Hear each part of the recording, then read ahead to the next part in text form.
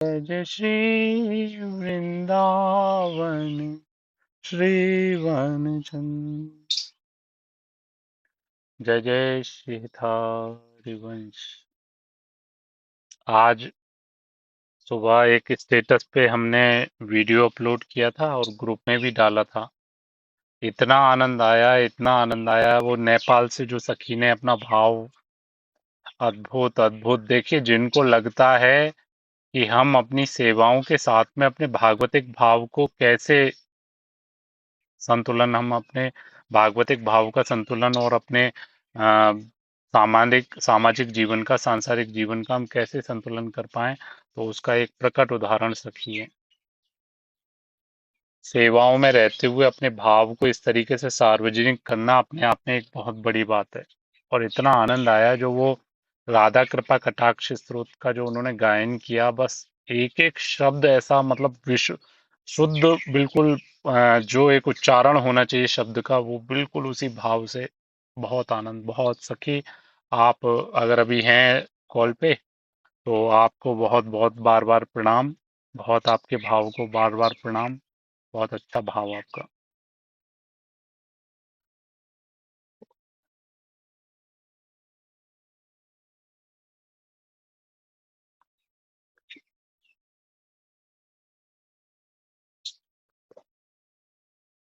अक्सर साधकों के साथ एक विचित्र स्थिति बनती है।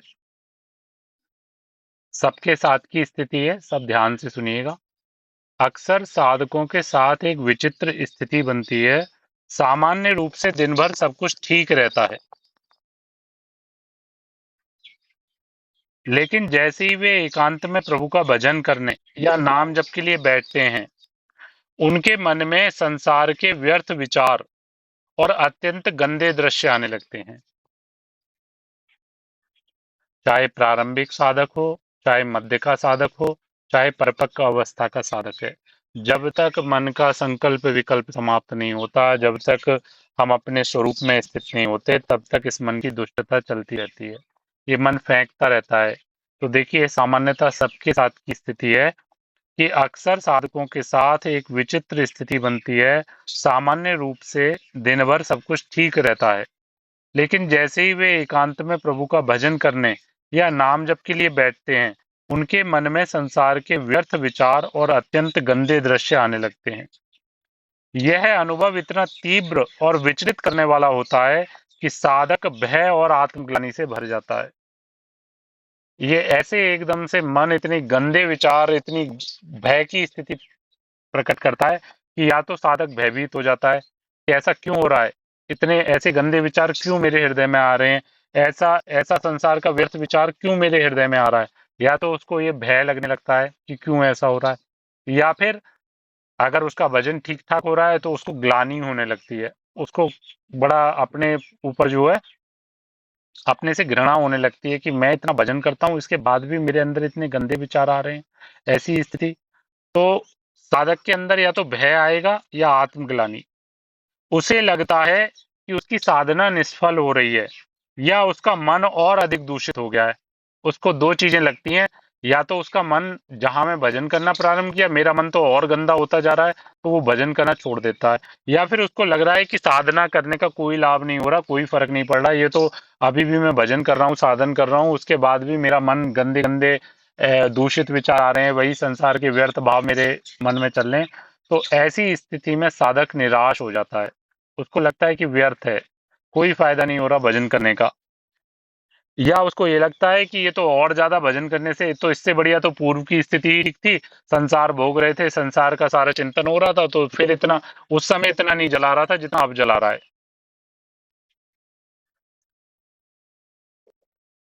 जब, अब देखिए इसका उदाहरण बता रहे हैं गुरुदेव। क्या उदाहरण? कि मन की सफाई। जब हमारे मोबाइल फोन की मेमोरी भर जाती है, तो उसे खाली करने के लिए हमें मैसेजों को चुनकर हटाना पड़ता है। जैसे हमारे इनबॉक्स में, मैसेज बॉक्स में हजारों लाखों मैसेज हो जाएं, तो उनको एक एक करके ढूंढ ढूंढ के हमको कौन सा काम का है, कौन सा काम का नहीं है, उनको डिलीट करना पड़ता है। जब हम मोबाइल के मैसेज खाली करना चाहते हैं, तो हर मैसेज हमारे सामने आता है और हम उस मैसेज को पढ़ते हैं, फिर उसको डिलीट करते हैं। ऐसे मतलब अगर हमारे सामने मोबाइल का मैसेज बॉक्स भरा हुआ है, तो एक-एक मैसेज को हम देखेंगे कि ये काम का है या बिना काम का है। तो पहले हम उसको पढ़ेंगे, देखेंगे कि इसमें क्या है। अगर काम का है तो रखेंगे, नहीं काम का है तो उसको डिलीट कर देंगे। तो यहाँ पे कह रहे हैं, जब हम मोबाइल के मैसेज खाली करना चाहते हैं, तो हर मैसेज हमारे सामने आता है और हम उस मैसेज को पढ़ते हैं, फिर उसको डिलीट करते हैं। ऐसे ही अनंत जन्मों और योनियों में अनंत कर्मों के मैसेज हमारे मन में भरे हुए हैं। जैसे मोबाइल में महीनों महीनों के मैसेज, अलग अलग तरीके के मैसेज हमारे मोबाइल में भरे हुए होते हैं। इसी प्रकार से हमारे मन में अनंत जन्मों के और योनियों के अनंत कर्मों के मैसेज भरे हुए हैं। भजन के दौरान जब कोई गंदा विचार सामने आए, तो वह आपके मन में दबे हुए डेटा का बाहर आना है। जिस प्रकार डिलीट करने से पहले स्क्रीन पर मैसेज का दिखना अनिवार्य है, वैसे ही मन से गंदगी निकलने से पहले उसका अनुभव होना स्वाभाविक है। बहुत सहजता से समझिए इस बात को। जैसे अगर किसी मैसेज को डिलीट करना है, तो वो मैसेज पहले हमको देखना पड़ेगा, तभी वो डिलीट होगा। क्या है उस मैसेज में? इसी प्रकार से मन से कोई भाव डिलीट हो रहा है, मन से कोई भाव डिलीट होगा, तो वो पहले आएगा मन के सामने कि देखो ये मैसेज डिलीट हो रहा है। तो वो डिलीट होते समय जो मैसेज दिखता है, तो हमको लगता है कि मन में गंदा विचार आ रहा है, जबकि वो आ नहीं रहा, वो डिलीट हो रहा है, वो खत्म हो रहा है, वो जा रहा है। इसी विषय में गुरुदेव एक बात और कहते हैं, जैसे आपका घर है, घर में कोई व्यक्ति द्वार से प्रवेश किया, तो जब प्रवेश करेगा तो वह आता हुआ आपको दिखाई दे।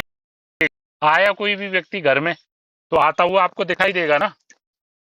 आता हुआ दिखाई दिया, अब वो जब वापसी जाएगा तो क्या जाते हुए दिखाई नहीं देगा? जाते हुए भी आपको दिखाई देगा कि देखो अमुक व्यक्ति आया था और अमुक व्यक्ति अब जा रहा है। तो इसी प्रकार से मन में जैसे गंदे विचार आते हैं, हमने जो अनंत जन्मों से मन में हमने जो गंदे विचारों को अपने हृदय में प्रवेश दिया है, मन में प्रवेश दिया है, तो आते हुए जब वो हमको अनुभव हुए, आते समय उनको हमने भोगा, उसी प्रकार से अब जब वो जा रहे हैं, तो जाते समय वो हमको दिखाई दे रहे हैं। तो इसलिए कभी भी कभी भी भजन करते समय अगर हमें गंदे विचार हमारे को अनुभव में आ रहा है कि जब हम भजन करने बैठ रहे हैं, तो ये संसार का चिंतन।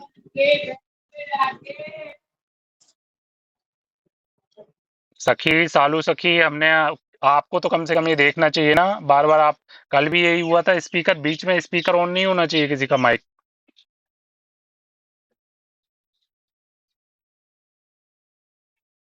जिस प्रकार से कोई आ रहा है उसी प्रकार से जाता है, तो इसी प्रकार से हमको कभी भी ये अनुभव नहीं करना चाहिए कि नहीं, हम जब भजन करने बैठ रहे हैं, हम नाम जब करने बैठ रहे हैं, तो हमारे अंदर गंदे विचार आ रहे हैं। नहीं, गंदे विचार आ नहीं रहे, वो जा रहे हैं। देखिए, इस संबंध में हमने पूर्व में भी एक बहुत सुंदर अनुभव पूज्य विनोद बाबा ने बताया था कि जैसे एक जंगल था, बहुत बड़ा विशाल जंगल था। तो एक व्यक्ति गांव से शहर जाता था। तो जब गांव से वो शहर जाता था, तो रास्ते में जंगल पड़ता था। रास्ते में जंगल पड़ता था, तो बहुत विशाल जंगल था, उसको वो पार करके जाता था। काफी समय उसको, सालों साल उसको उस जंगल से निकलते हुए हो गए, लेकिन कभी उसको कोई भय नहीं हुआ, कभी कोई उसको भय का कोई दृश्य उसके सामने नहीं आया। बहुत सहजता से वो रोज उस जंगल से निकल के जाता था, कभी उसको कोई भय का अनुभव नहीं हुआ। एक दिन क्या हुआ, एक दिन वो देखता है कि जंगल में आग लग गई, बहुत भयावह आग लग गई, बहुत भीषण अग्नि दावानल प्रकट हो गई वहां। तो जैसे ही आग लगती हुई वो देखता है, तो वो क्या देखता है, उसकी आंखों के सामने ही बहुत बड़े बड़े विशाल जानवर उसके सामने से ही आग से बचने के लिए भागते हुए जा रहे हैं। शेर, हाथी, चीता, भालू, सियार, लोमड़ी, तमाम जंगली जानवर उसकी आंखों के सामने से निकल के जा रहे हैं। भय से कांप गया वो, भयभीत हो गया। क्या कि अरे, इतने दिनों से, इतने वर्षों से मैं इस जंगल से निकल के पार होके जाता था, लेकिन मुझे तो कभी इसमें कोई जानवर नहीं दिखाई दिया, कोई जंगली जानवर नहीं दिखाई दिया। लेकिन आज इसमें आग लग गई, तो आज मुझे दिख रहा है कि इसमें इतने इतने, बताओ, इतने भयावह जानवर रहते थे। तो जैसे वो जंगल था और जंगल में अनेक जानवर थे, उसी प्रकार से हमारा मन है, इस मन में हमारे अनंत जन्मों से ये जो भयावह जानवर, ये जो हमारे बुरे विचार, बुरे आचरण, बुरी प्रवृत्तियां रूपी जानवर अनंत जन्मों से हमारे इस मन रूपी जंगल में विश्राम कर रहे थे, आराम से रह रहे थे। कोई इनको दिक्कत नहीं थी, कोई समस्या नहीं थी। लेकिन जब हमने इस मन में नाम रूपी अग्नि का जब हमने नाम रूपी अग्नि का जब घर्षण किया, नाम रूपी अग्नि जब प्रज्वलित हुई, नाम जब हमने रटन करना चालू किया, जिव्या से जब राधा राधा जपना चालू किया, तो जिव्या के घर्षण से जो अंदर मन में अग्नि प्रज्वलित हुई, उस अग्नि से जो मन में अनंत जन्मों के जो विकार हमारे मन में बैठे हुए थे, वो जल जल के, मतलब आग से भयभीत होके वो निकल निकल के, नाम रूपी अग्नि से भयभीत होके वो निकल निकल के भागने लगे। तो इसलिए हमको इन बातों से बिल्कुल भी भयभीत नहीं होना है कि जब हम भजन करते हैं तो हमारे मन में बहुत गंदे विचार आते हैं, हमारे मन में संसार के व्यर्थ विचार आते हैं। वो आ नहीं रहे हैं, वो जा रहे हैं। विचार आ नहीं रहे बल्कि जा रहे हैं। जो संसार अनंत जन्मों से आपके भीतर भरा हुआ है, वह अब निकल रहा है। जब आप सामान्य कार्यों में होते हैं, तब ये विचार आपको परेशान नहीं करते, लेकिन जहां भजन में बैठो तो मन गंदा होता सा प्रतीत होने लगता है। यह इस बात का प्रमाण है कि भजन उस झाड़ू की तरह काम कर रहा है जो छिपी हुई धूल को ऊपर ले आता है।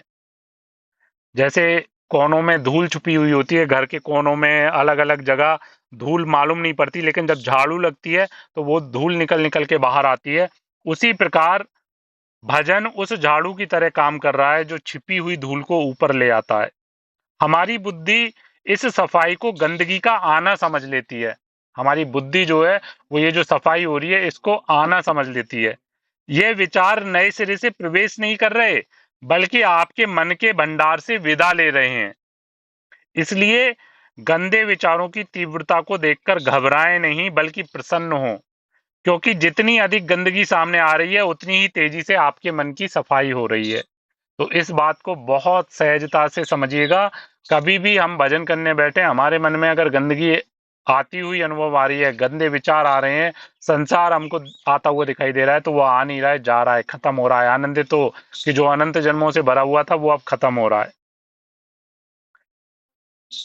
भगवान ब्रह्मांड की सबसे सूक्ष्म चिप, जैसे चिप होती है ना, एक छोटी सी चिप होती है, उस छोटी सी चिप में 20 GB की, 30 GB की, 100 GB की, 128, 256, तो जितनी बड़ी चिप, छोटी सी चिप, वो साइज एक ही होता है। जरा आप देखिए कि 32 GB की चिप भी इतनी छोटी है, और 64 GB की भी, 128 GB की, 256 की भी, और 512 की भी इतनी ही छोटी, 1 GB की भी इतनी छोटी है, लेकिन उसमें डाटा कितना कितना आ जाता है।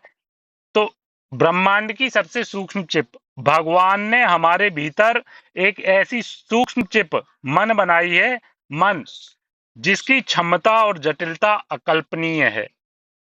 इस मन की क्षमता और जटिलता, ये मन कितना कितना डाटा स्टोर कर सकता है। अरे, अनंत अनंत जन्मों का डाटा इस मन में बैठा हुआ है। इस मन में अनंत जन्मों का डाटा स्टोर हो रखा है। इस छोटी सी चिप में ब्रह्मा का पूरा प्रपंच समाया हुआ है। ये जो छोटी सी मन रूपी चिप है, इसमें ब्रह्मा का पूरा प्रपंच समाया हुआ है। इसमें हमारे अनंत जन्मों के कर्म, वासनाएं और स्मृतियां इस प्रकार भरी हुई हैं कि इसे खाली करना मानवीय प्रयासों से परे लगता है। इस असीमित डेटा को डिलीट करने के लिए हमें एक असाधारण डिलीट बटन दबाने की आवश्यकता होती है। ये जो हमारा असीमित डाटा है, जो अनंत जन्मों से इस चिप में डाटा भरा हुआ है, उसको डिलीट करने के लिए हमें एक असाधारण डिलीट बटन की आवश्यकता। जैसे डिलीट बटन होता है ना, इस फोन में कितना भी डाटा हो, बस एक बार डिलीट बटन दबाओ, तो चाहे 20 GB है, चाहे 2000 GB है, वो एक बार डिलीट का बटन दबाओ तो सारा डाटा डिलीट होना प्रारंभ हो जाता है। उसी प्रकार से इस चिप को साफ करने का एकमात्र बटन है राधा राधा का निरंतर जप। आप इस नाम रूपी बटन को जितनी तीव्रता से दबाएंगे, डिलीट करने की प्रक्रिया उतनी ही तेज होगी। देखना, रीडिंग, जब विचार आए तो उसे केवल एक मैसेज की तरह देखें कि वह अब डिलीट होने जा रहा है। जब भी कोई विचार आए तो उसे केवल एक मैसेज की तरह देखें कि वह अब डिलीट हो रहा है। यदि आप उन गंदे विचारों या दृश्यों में रस लेने लगेंगे, उनके साथ खेलने लगेंगे या उनमें मनोरंजन करेंगे, तो वे सेव हो जाएंगे, डिलीट नहीं होंगे। द्वेष से बचें। उन विचारों से नफरत करने में ऊर्जा ना नष्ट करें, क्योंकि द्वेष भी एक प्रकार का जुड़ाव ही है। बस अपना नाम जब बढ़ाते रहें। यहाँ पे कह रहे हैं कि उन विचारों से नफरत करने में ऊर्जा, हमारे अंदर अरे इतने विचार आ रहे हैं, इतनी गंदगी में ऐसा कैसे आ रहा है, ये नहीं चिंतन करना, हमको कुछ भी चिंतन नहीं करना। उन विचारों से नफरत करने में ऊर्जा नष्ट ना करें, क्योंकि द्वेष भी एक प्रकार का जुड़ाव ही है। बस अपना नाम जब बढ़ाते रहें, आ रहे हैं आने दो, बस राधा राधा राधा राधा राधा राधा राधा राधा राधा राधा बढ़ाते जाइए नाम, जब सब डिलीट होता जाएगा, सब डिलीट होता जाएगा। और जिस दिन डिलीट हो जाएगा ना, उस दिन फिर ये मेमोरी कार्ड जब खाली हो जाएगा, तो इसमें केवल क्या भरा जाएगा? केवल राधा नाम, केवल प्रभु का लीला चिंतन, केवल प्रभु की रूप माधुरी, केवल प्रभु के भक्तों का चरित्र गुणगान, बस यही इस मन में भरा हुआ होगा, इस मन रूपी चिप में भरा हुआ होगा, और कुछ गंदगी नहीं होगी। भजन के दौरान गंदे विचारों का आना आपके पतन का संकेत नहीं, बल्कि इस बात की पुष्टि है कि प्रभु का नाम अपना काम कर रहा है। जब घर में झाड़ू लगती है तो धूल उड़ती ही है, इसलिए इन विचारों को जाते हुए देखें और अपने डिलीट बटन यानी नाम जप पर अडिग रहें। जैसे ही यह इनबॉक्स पूरी तरह खाली होगा, उस रिक्त स्थान में साक्षात दिव्य प्रेम का प्राकट्य होगा। जैसे ही ये हमारा मेमोरी कार्ड खाली हो जाएगा, वैसे ही वहां पे केवल केवल प्रभु का प्रेम हमको दिखाई देगा, केवल हमको प्रभु का प्रेम दिखाई देगा। तो इसलिए हम कभी भी इस बात से विचलित ना हो, इस बात से भ्रमित ना हो। और विशेषकर जो नए साधक होते हैं उनके साथ ये बहुत दिक्कत आती है। जो नवीन साधक हैं उनके साथ ये दिक्कत आती है कि अरे हमने तो भजन करना प्रारंभ किया, और भजन करते ही जो है हमारे मन में तो और ज्यादा गंदे विचार आने लगे, हमारे मन में तो और ज्यादा संसार घूमने लगा। नहीं, वो घूम नहीं रहा है, वो जा रहा है, वो जा रहा है। जाने दीजिए उसको, बस जाते हुए देखिए, आना मत समझिए उसको। अगर आपने, जैसे कोई जा रहा है, आपने उसको आवाज देख के किसी भी कारण से आपने उसको संबोधित किया, तो वो फिर रुक जाएगा, वो दोबारा आ जाएगा आपके पास। तो इसलिए जा रहा है, जाने दो, जाने दो, गंदगी जा रही है, जाने दो। श्री नरसिंह मेहता के चरित्र में कल जैसे बताया कि प्रभु के पास नरसिंह मेहता जी 1 महीने तक प्रभु की सेवा बहुत अच्छे से करी। तो प्रभु ने उनसे कहा कि अब आप अपने गृहस्थ आश्रम में, गृहस्थ जीवन में जाओ और वहां अपनी सेवाएं करो। तो जब भगवान के इस प्रकार आश्वासन देने पर नरसिंह राम राजी हो गए। भगवान ने उन्हें अपनी प्रतिमा और करताल सौंप दी एवं पीतांबर और मयूर पुच्छ का मुकुट पहना दिया। नरसिंह राम ने भगवान के चरणों पर गिरकर बार बार प्रणाम किया और फिर भागवतिक प्रेरणा से तुरंत जूनागढ़ जा पहुंचे। प्रातः काल का समय था। भगवान भुवन भास्कर ने अपने उषाकालीन प्रकाश से 10 दिशाओं को सुवर्णमयी बना रखा था। इसी समय भक्त प्रवर नरसिंह राम जूनागढ़ के समीप गरुड़ आसन से उतर पड़े। साक्षात गरुड़, देखिए, जो गरुड़ प्रभु की सवारी है, उस गरुड़ पे स्वयं नरसिंह मेहता जी। भक्त की क्या महिमा है, आप बताइए। भक्त और भगवान में कोई भेद नहीं रहता, क्योंकि जैसे अभी हमने आपको बताया ना कि पिता की संपत्ति पे पूर्णतया पुत्र का अधिकार है। उसको कहीं भी अधिकार सिद्ध करने के लिए कुछ विशेष प्रयत्न नहीं करना पड़ता। इसी प्रकार जो भगवान का वैभव है, जो भगवान का दिव्य स्वरूप है, भगवान का जितना भी इस पूरी सृष्टि में, चराचर सृष्टि में जो भी भगवान का है, वो भगवान के भक्त का होता है। उन्होंने एक समीपवर्ती तालाब पर स्नान आदि नित्य क्रियाओं से छुट्टी पा कुछ देर भगवत भजन किया। उसके बाद उन्होंने सोचा, मैं किसके पास चलूं? भाई भौजाई ने तो उसी दिन घर से निकाल दिया था, वे लोग क्यों मेरा स्वागत करेंगे? परंतु उनके सिवा अपना दूसरा है भी कौन? पहले तो उन्हीं के पास चलना चाहिए, चाहे वे मेरा अपमान ही क्यों ना करें। उनके पास भगवान की दी हुई प्रतिमा, करताल, मोरपुच्छ का मुकुट और पीतांबर के सिवा और कुछ तो था ही नहीं। इन्हीं वस्तुओं के साथ वैष्णव वेश में वे अपने घर आए। उन्होंने बड़ी नम्रता के साथ अपने भाई भौजाई को प्रणाम किया। उनके इस वेश को देखकर वंशीधर को बड़ा आश्चर्य और साथ ही क्रोध हुआ। उन्होंने कहा, अरे मूर्ख, तैने ये क्या बाना धारण किया है? मस्तक पर तिलक, गले में तुलसी की माला, हाथ में करताल, सिर पर मोरपुच्छ का मुकुट और कमर में पीतांबर, यह सब किसने तुझे पहनाया है? उतार फेंक इस वेश को। नरसिंह राम ने बड़ी विनय के साथ कहा, भाई जी, यह आप क्या कह रहे हैं? यह वेश स्वयं बैकुंठवासी भगवान श्री कृष्ण जी का दिया हुआ है। मेरे लिए यही उनका परम पवित्र प्रसाद है। भगवान के प्रसाद की अवज्ञा स्वयं भगवान की अवज्ञा है। बंसीधर ने तिरस्कार पूर्ण शब्दों में कहा, अरे मूर्ख, क्यों पागलपन की बातें करता है? नादानी छोड़, अब तू लड़का नहीं रहा, दो बालकों का पिता हुआ। यह भिखारियों का वेश छोड़कर दो पैसा पैदा करने का उपाय कर। नात जात में क्यों मेरी हेटी कराता है? ये सब चाल छोड़कर ठीक रास्ते पर आ जाए तो अब भी राजा से कह सुनकर तुझे 10-5 की कोई नौकरी दिला दूं। इस पागलपन में क्या रखा है? भूखों मरना पड़ेगा। भाई, आप मेरे बड़े भाई होने के नाते पिता तुल्य पूज्य हैं।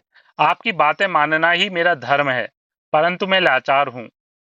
यह वेश मेरे प्रियतम परमात्मा का दिया हुआ है। यह मूर्ति, करताल, मुकुट, पीतांबर आदि सभी वस्तुएं उन्हीं से प्रसाद स्वरूप प्राप्त हुई हैं। अतः ये मुझे प्राणों से भी अधिक प्रिय हैं। इन वस्तुओं का और इस वेश का त्याग मुझसे जीते जी नहीं हो सकता। अवश्य ही संसार की दृष्टि में ये मेरा पागलपन ही है।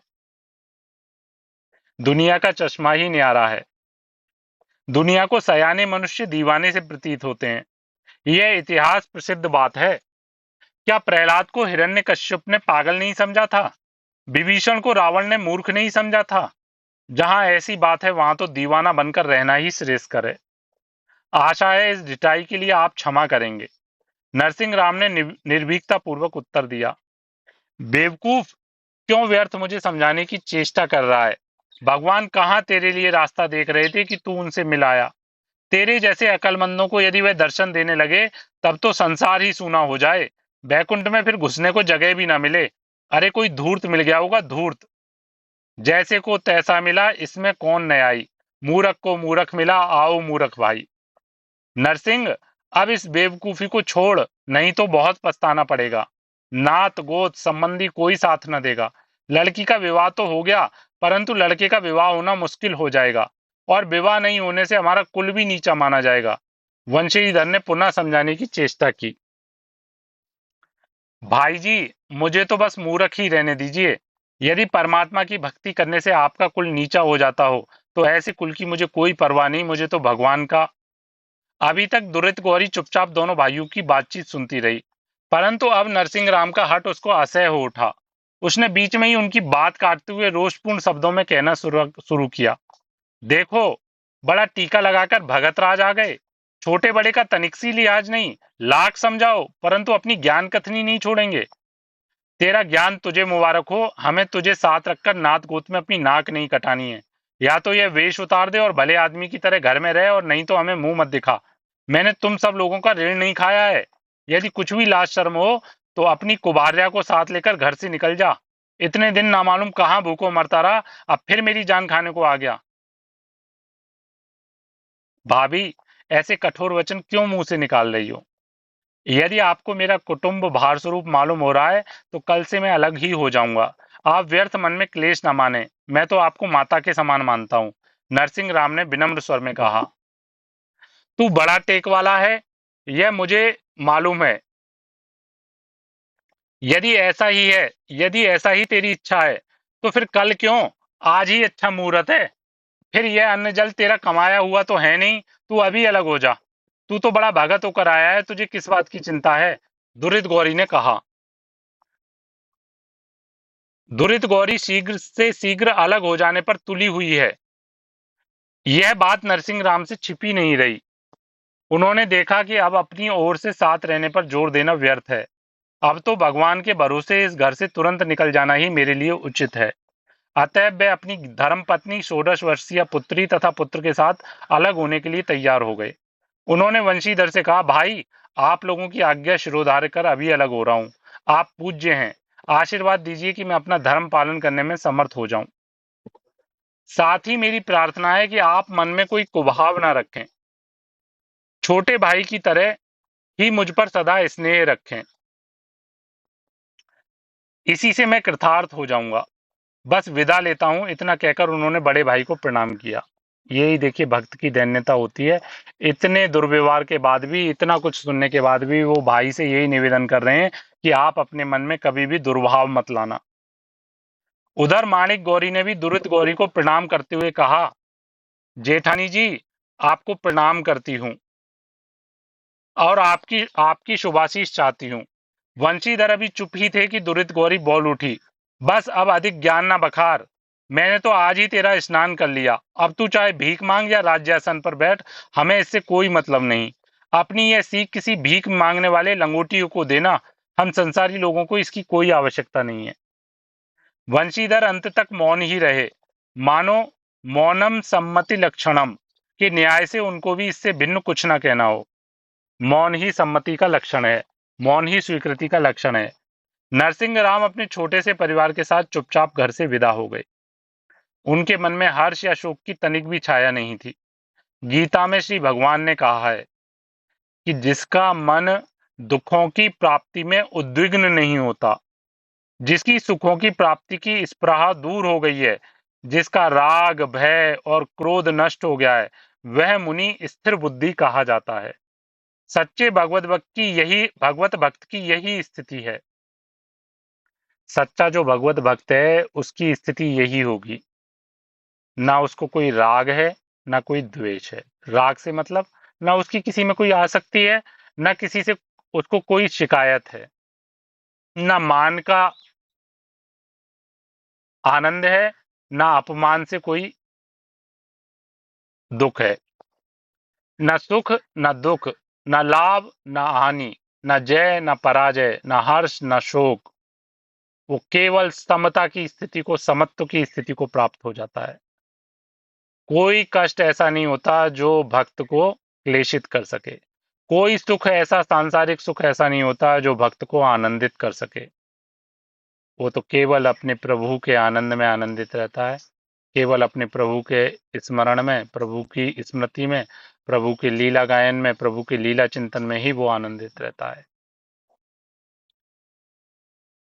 परंतु स्त्रियों का हृदय बड़ा कोमल होता है। थोड़ा भी कष्ट आने पर उनके नेत्र झरने लगते हैं। भक्त राज की धर्मपत्नी माणिकबाई घर से निकलते ही रोने लगी। कुछ दूर जाने पर उन्होंने भर्राई हुई आवाज में पूछा, नाथ, अब हम किसके आधार पर रहेंगे? प्रिय, शोक करने का कोई कारण नहीं।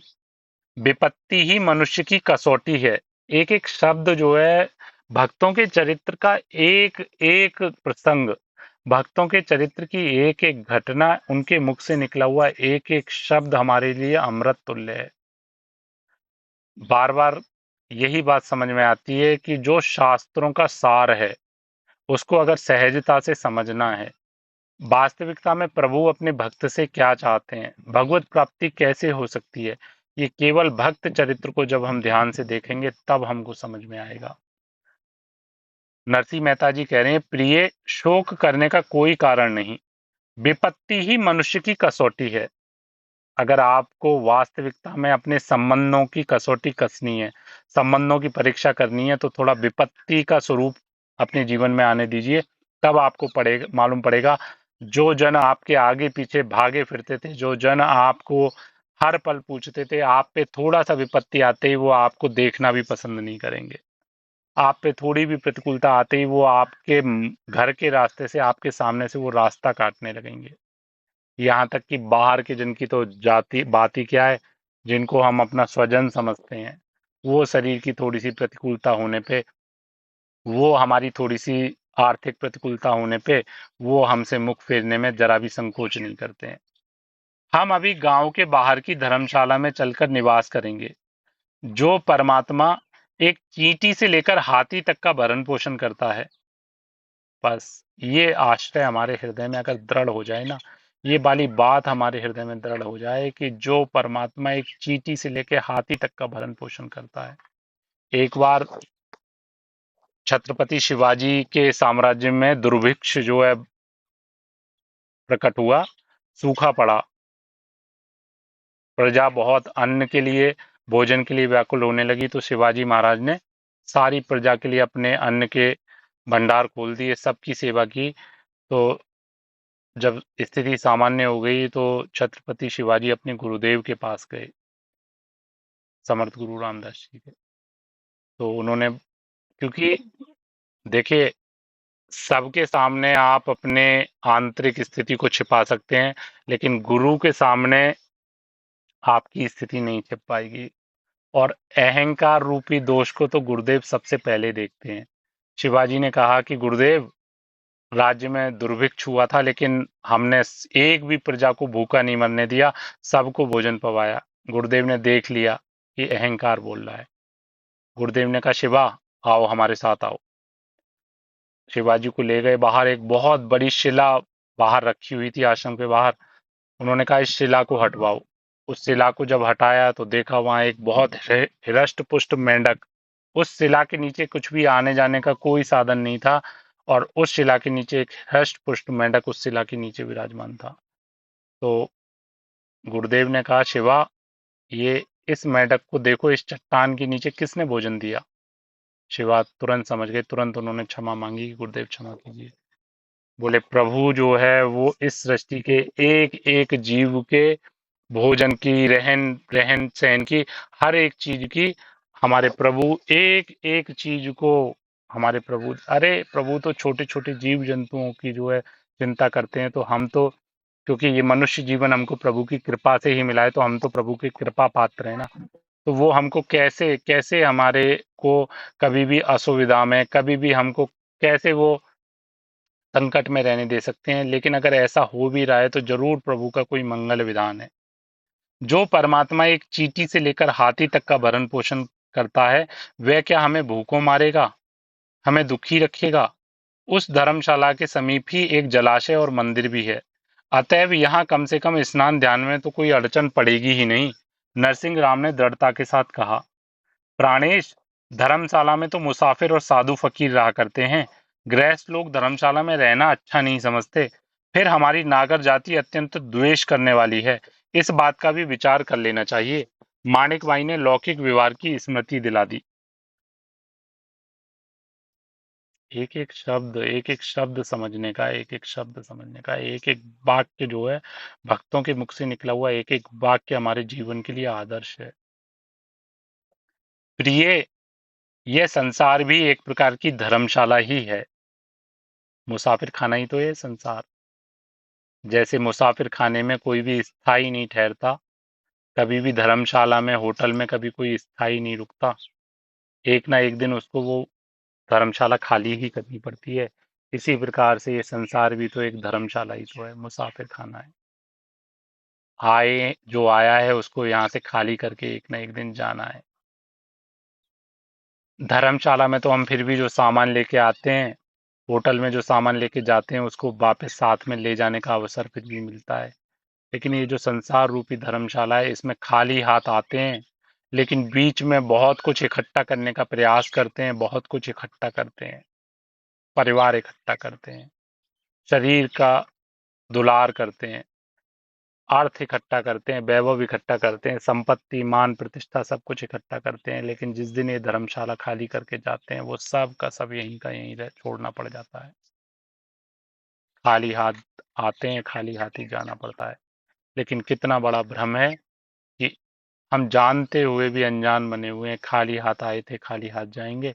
लेकिन बीच का जो ये समय है, इसमें बस व्यर्थ में जो हमारा न था ना हो सकता है, उसी को कमाने में, उसी को इकट्ठा करने में पूरा जीवन बिता देते हैं। और वास्तविकता में जो कमाने आए थे, उसमें हम एक सिक्का भी उसका हम नहीं कमा पाते। हम प्रभु के प्रेम को कमाने आए थे, हम प्रभु के नाम को कमाने आए थे, लेकिन वो कुछ भी नहीं कमा पाते। और जो कमाते हैं वो बस सब का सब यहीं रह जाता है। जिस प्रकार इस छोटी सी धर्मशाला में मुसाफिरों का आना जाना बराबर जारी रहता है, उसी प्रकार संसार रूपी विशाल धर्मशाला में भी मुसाफिर रूपी अनेक जीवों का आवागमन लगा रहता है। राजा से लेकर रंक तक सभी मनुष्यों का यही हाल है। इसमें विचार करने की कोई बात नहीं। नरसिंह राम ने तात्विक ढंग से समझाया।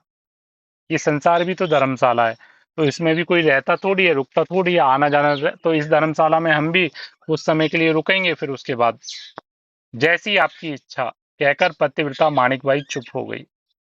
भक्त राज सकुटुम्ब गांव से बाहर आकर धर्मशाला में जाकर ठहर गए। उनके परिवार की एकमात्र संपत्ति थी भगवान की दी हुई प्रतिमा, करताल और मुकुट। सायंकाल हो जाने पर भक्तराज भगवान की प्रतिमा के सामने बैठकर प्रेम पूर्वक भजन करने लगे। उनके नेत्रों से प्रेमाश्रु बह रहे थे। बस भजन, साधन, सेवा, जो कुछ है भक्त की वो प्रेमाश्रु, केवल प्रेम के अश्रु। उसके अलावा और कुछ है ही नहीं भक्त के पास देने को। क्या दे भक्त? केवल केवल अपने अश्रु ही तो अर्पित कर सकता है प्रभु के चरणों में। केवल केवल अपने अश्रु। और हम आपको सच बता रहे हैं, जो अनुभव कर रहे हैं वो जानते होंगे। अगर हमको प्रभु के लिए रोना आ जाए ना, अपने प्यारे के लिए रोना आ जाए, उस रोने में जो आनंद अनुभव में आता है ना, हम तो कहते हैं कि इस संसार की क्या, तीनों लोकों की, ब्रह्म लोक तक की भी कोई संपत्ति लाके रख दी जाए ना, उस आनंद की कोई तुलना नहीं हो सकती, कोई तुलना नहीं। जब रोते हुए पुकारते हैं ना अपने प्यारे को, गुरुदेव, मेरे गुरुदेव, मेरे प्यारे, मेरे प्राण प्रीतम, बस ऐसा लगता है कि सब कुछ शांत हो गया। एक ऐसी शीतलता का चारों तरफ आवरण हो जाता है, अंदर से लेके बाहर तक। एक ऐसी शीतलता हमको, अंदर भी शीतलता और बाहर भी शीतलता का एक ऐसा आवरण हो जाता है कि बाह्य किसी भी, बाह्य जो संसार की कष्ट रूपी अग्नि है, उसका इस शरीर पे कोई फर्क ही नहीं पड़ता। कोई कोई उसको अनुभव नहीं होता। केवल एक दिव्य शीतलता। मेरे प्यारे, मेरे प्यारे। और आंखों से अश्रु बह रहे हैं। कुछ और नहीं है उसके पास कहने सुनने को। क्या कहे, क्या सुने? है ही नहीं उसकी सामर्थ्य कुछ कहने सुनने की। बस वो तो अपने प्यारे के विधान को देख के बस कि प्यारे, जोई जोई प्यारो करे, सोई मोई भावे, ज्यो ज्यो राखत हो त्यों त्यों रैयत हो। जैसे भी रख रहे हो, मैं बस आनंद में, आपके विधान में मेरा आनंद, आपके विधान में मेरा आनंद। बस इसी भाव से वो आनंदित रहता है। अरे भक्त की तो स्थिति की क्या बात करें। एक चक्रवर्ती सम्राट भी भक्त के सामने जो है तुच्छ, रजकण समान है, तुच्छ है। प्रायः आधी रात तक भजन निरंतर चलता रहा। उसके बाद भजन बंद कर नरसिंह शयन की तैयारी कर रहे थे कि ठीक उसी समय एक धनाढ्य सेठ ने नरसिंह राम के पास आकर प्रणाम किया और फिर वे एक ओर बैठ गए। नरसिंह राम मनुष्य जन को नरसिंह राम मनुष्य मात्र को हरिजन समझते थे। हरिजन यानी प्रभु के जन। और इसीलिए सबको इसी शब्द से संबोधित किया करते थे। उन्होंने कहा, हरिजन, आप कहाँ रहते हैं? भक्तराज, मैं एक परदेशी महाजन हूँ, आजकल यात्रा कर रहा हूँ। कृपया आप अपना हाल सुनाइए। सेठ जी ने संक्षेप में अपना परिचय देकर प्रश्न किया। नरसिंह राम ने अथ से इति तक अपनी सारी घरबीती सुना दी। नरसिंह राम जी ने अपनी जो प्रारंभ से लेकर अंत तक की जो भी स्थिति उनकी थी, वो सारी वो उन्होंने सुना दी। सेठ जी ने उनकी दशा पर संवेदना प्रकट करते हुए कहा, भक्तराज, आपकी स्थिति सुनकर मुझे बड़ा कष्ट हुआ। यदि आप बुरा ना माने तो मैं आपकी कुछ सेवा करना चाहता हूं। अरे बस, हम एक बार आश्रित हो जाए ना, हम सच अपने अनुभव का विषय आपको बता रहे हैं, अपनी अनुभूति बता रहे हैं कि कभी हमारे प्यारे ने हमको ये अनुभव ही नहीं होने दिया कि किसी आवश्यकता की पूर्ति के लिए कभी भी कहीं नजर उठानी है। कभी आवश्यकता नहीं पड़ी, कभी आवश्यकता नहीं पड़ी। आगे आगे व्यवस्थाएं ऐसे ऐसे, केवल क्या आश्रय, मेरे प्यारे। मेरे प्यारे जानते हैं कि मेरे इस दास को क्या आवश्यकता है, कितने से इसका काम चल जाएगा, कितना इसको देना आवश्यक है, कितने के बिना ये आराम से भजन कर पाएगा, कितना कितने में ये आनंदित रहेगा, वो सब जानते हैं। अब देखिए ना, अभी पहला ही दिन था, घर से बाहर निकल गए, कोई ठिकाना नहीं था। लेकिन हमारे प्रभु, हम इसीलिए तो बार बार कहते हैं, अभी आप जान ही नहीं पा रहे कि हमारे प्रभु कितने करुणा निधान है। अरे वो अपने अपने जन को वो कभी कष्ट में देख ही नहीं सकते, वो देख ही नहीं सकते। बहुत करुणामयी है, बहुत करुणामयी। लेकिन कारण क्या हो जाता है, हमें उनकी करुणा का अनुभव क्यों नहीं हो पाता? करुणा उसी को अनुभव में आएगी जो निराश्रित हो जाए, जो निर्बल हो जाए, जो असहाय हो जाए, उसी को करुणा का अनुभव हो सकता है। जब तक हमारा बल है, देखिए आप खूब अच्छे से समझिए, हम आपसे कल भी उदाहरण में बता रहे थे कि एक पिता के अगर 4 पुत्र हैं तो उनमें से 3 अगर समर्थ हैं, तो पिता उनकी तरफ से निश्चिंत हो जाता है। वो अगर उन पे कोई कष्ट भी आता है, उनके साथ अगर कोई प्रतिकूलता भी आती है, तो पिता जानता है कि ये तो समर्थ है, ये अपनी पूर्ति कर लेंगे। यही होता है ना। लेकिन अगर एक जो बिल्कुल नाकारा है, जो कुछ करता ही नहीं है, तो माता-पिता जानते हैं कि ये तो हमारी ज़िम्मेदारी है, इसको तो एक पल भी ये हमारे बिना अपनी पूर्ति नहीं कर पाएगा। संसारिक बहुत प्रकट में उदाहरण देख लीजिए, अनुभव कीजिए इस बात को। आप बिल्कुल प्रकट देख लीजिएगा इस बात को। माता-पिता का यही स्वरूप होता है ना।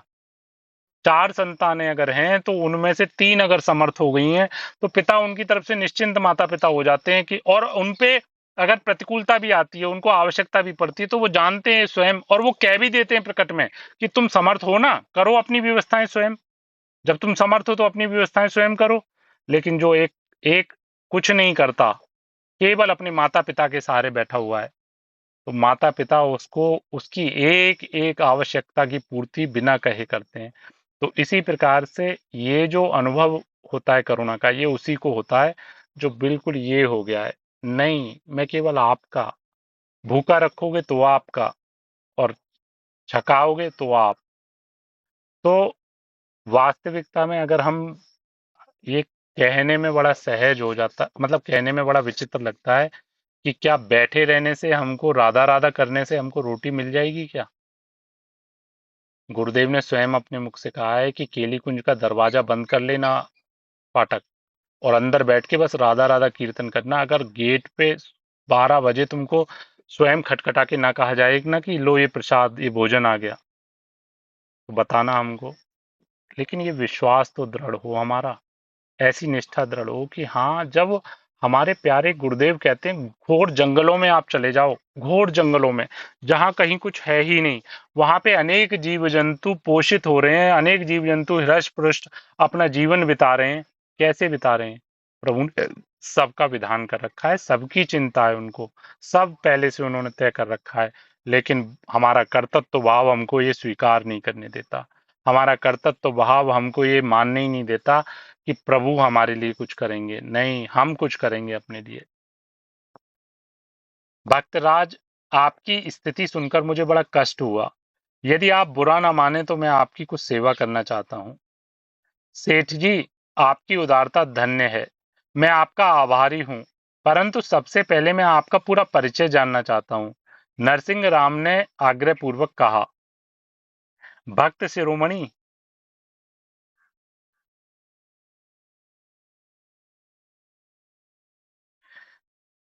यदि आपकी यही इच्छा है, तो मैं पहले अपना पूरा परिचय ही देता हूँ। आपसे कोई छिपाव तो है नहीं। मैं अक्रूर हूँ। अक्रूर जी, मैं अक्रूर हूँ। भगवान श्री कृष्ण को आपके निर्वाह की अत्यंत चिंता रहती है, इसलिए भगवान की आज्ञा से मैं आपके पास आया हूँ। आप जो कुछ चाहिए उसे निसंकोच भाव से मुझे सूचित कीजिए। अक्रूर जी ने कहा। अरे, हम कह तो रहे हैं, बलिहारी बलिहारी बलिहारी, क्या शब्द अपने प्यारे की करुणा के लिए कहे जाएं।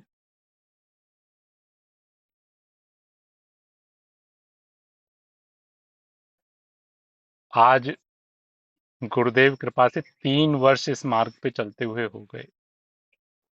लेकिन हम सच बता रहे हैं, आपको सच बता रहे हैं, जैसे जैसे कि एक सेवा करने वाला जन जो है, जो अपने भरण पोषण के लिए व्यापार सेवा करता है या नौकरी की सेवा करता है, तो एक निश्चित जैसे कोई नौकरी करने वाला जन है तो एक निश्चित तारीख को उसके खाते में पैसे आ जाते हैं ना, उसी प्रकार से व्यवस्थाएं, सेवाएं एक निश्चित समय में स्वतः सारी व्यवस्थाएं बिना कहे, कोई आवश्यकता नहीं, बिना कहे वो सारी व्यवस्थाएं, मतलब हमको, अब कैसे कहें, हमको मना करना पड़ता है कि हमको नहीं चाहिए व्यवस्थाएं, हमको सेवाएं नहीं चाहिए।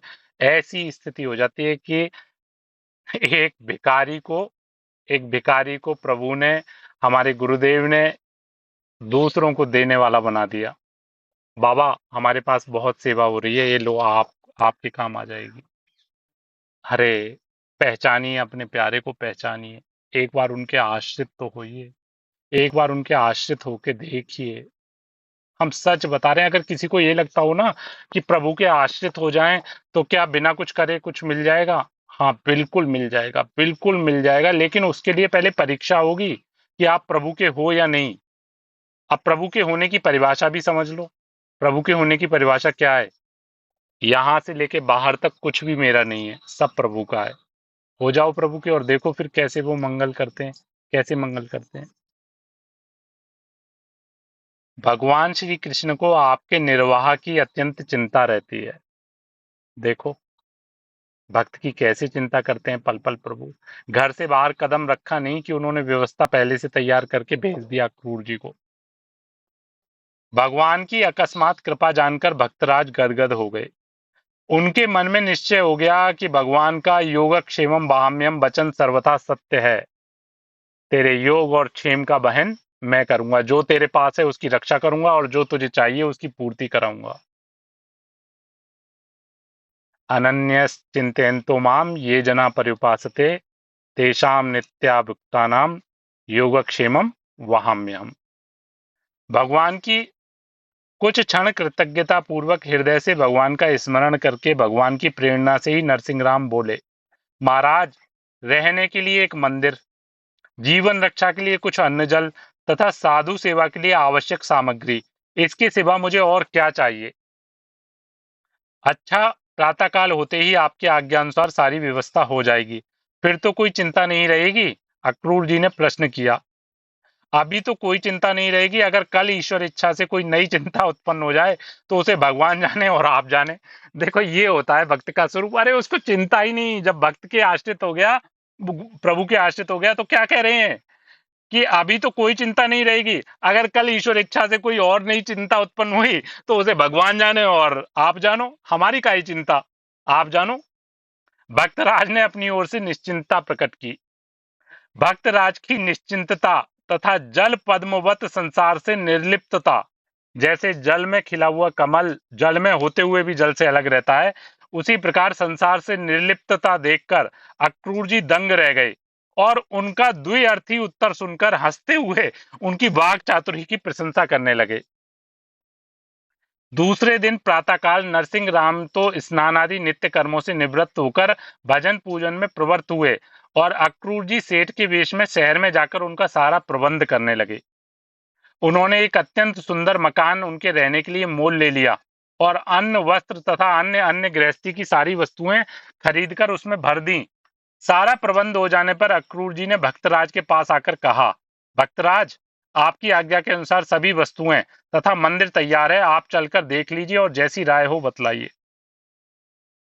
मेरी राय क्या है? आप जैसा ठीक समझें वैसा कर दें। आपकी राय में ही मेरी राय है। केवल 1500 साधुओं की पंगत लग सके और भगवान की सेवा अर्चा हो सके, बस इतनी व्यवस्था उस मकान में होनी चाहिए। देखिए, मांग भी लिया और कुछ भी नहीं मांगा कि 500 1000 साधुओं की पंगत सेवा हो जाए। निमित्त किसको बनाया? साधु सेवा को। और सारी व्यवस्थाएं, आप चलिए ना, सब प्रकार की व्यवस्था हो गई है, अक्रूर जी ने उत्तर दिया। भक्तराज परिवार सहित उस मकान में आ गए। उन्होंने देखा, मकान के अंदर श्री कृष्ण मंदिर, कीर्तनशाला, पाकशाला, भंडारघर, अतिथिशाला, सोने बैठने की जगह इत्यादि सब बातों की पूर्ण व्यवस्था है। भंडारघर में 3 वर्ष तक के लिए पर्याप्त अन्नादि सामग्री भर दी गई है, किसी वस्तु की कमी नहीं है। अक्रूर जी ने कहा, भक्तराज, भगवान श्री कृष्ण जी के आज्ञानुसार मैंने सारी व्यवस्था कर दी है। ये 5,000 स्वर्ण मुद्रा आपको व्यय के लिए देता हूं। अब आज्ञा दीजिए, मैं विदा होना चाहता हूं। भगवान के जन भगवत स्वरूप ही होते हैं। परम भागवत नरसिंह राम सहसा कैसे अक्रूर जी को विदा कर देते। प्रेमाश्रुओं से उनके नेत्र भर आए, गला रुंध गाया। उन्होंने किसी तरह जैसी आपकी मर्जी कहकर उन्हें जय श्री कृष्ण किया। अक्रूर जी विदा हो गए। माणिक बाई ने रसोई बनाई। भक्त परिवार ने भगवान को भोग लगाकर अमृत स्वरूप प्रसाद ग्रहण किया। माणिक बाई ने बड़े संतोष और आनंद के साथ कहा, प्राणेश, आपका वचन तो अक्षरशः सत्य उतरा। आपकी भक्ति के प्रभाव से अपने आप सारी व्यवस्था हो गई। नरसिंह राम ने कहा, प्रिय, इसमें आश्चर्य की कोई बात नहीं। बहुत ध्यान से सुनिएगा। जहां जहां नरसिंह मेहता जी की वाणी जहां जहां प्रकट हो रही है, वहां बहुत ध्यान से सुनिएगा। वो हम सब के लिए ही वाणी है। नरसिंह राम ने कहा, प्रिय, इसमें आश्चर्य की कोई बात नहीं। मनुष्य की रक्षा मनुष्य के द्वारा कभी नहीं हो सकती। मनुष्य का भरण पोषण, मनुष्य की रक्षा, मनुष्य का दुलार, मनुष्य के संबंध निर्वहन, वो मनुष्य के द्वारा कभी नहीं हो सकते। जगत भर का पोषक स्वयं परमपिता परमेश्वर ही है। जो मनुष्य उसका अनन्य आश्रय ग्रहण कर लेता है, शोक चिंता उसके पास तक नहीं फटकती। फिर मुझे तो भगवान श्री कृष्ण ने वचन दिया है कि अनन्य भाव से मेरा चिंतन करता हुआ जो मनुष्य मेरी उपासना करता है, उस नित्य युक्त मनुष्य का योगक्षेम मैं बहन करता हूँ। प्रिय, हमारा कार्य तो बस इतना ही है कि हम अनन्य आश्रय होकर उनका भजन पूजन करते रहें। देख लीजिए अनन्यता का, यहाँ पे अनन्यता का भाव नरसिंह जी का जो पुष्ट हुआ है, प्रकट हुआ है, उससे हमको अनुभव में आता है कि हमको भी ऐसी ही अनन्यता अपने जीवन में धारण करनी चाहिए। हमारे हृदय में भी ये अनन्यता का भाव आ जाए। लेकिन ये दुष्ट बुद्धि, ये दुष्ट मन अपने कर्तृत्व अभिमान से हमको बाहर ही नहीं आने देते। वो ये मान ही नहीं सकते, वो ये हमको स्वीकार ही नहीं करने देते कि बैठे बिठाए या बिना किसी विशेष प्रयास के हमको कुछ प्राप्त हो सकता है, ना ही भगवत मार्ग में, ना ही संसार में। लेकिन कर्तुम अकर्तुम अन्यथा कर्तुम सर्व समर्थ ईश्वरा, वो प्रभु सब कुछ करने में समर्थ हैं, सब कुछ करने में समर्थ हैं। हम उन पे एक बार दृढ़ विश्वास करके एक बार उनका आश्रय तो लें, देखे तो सही।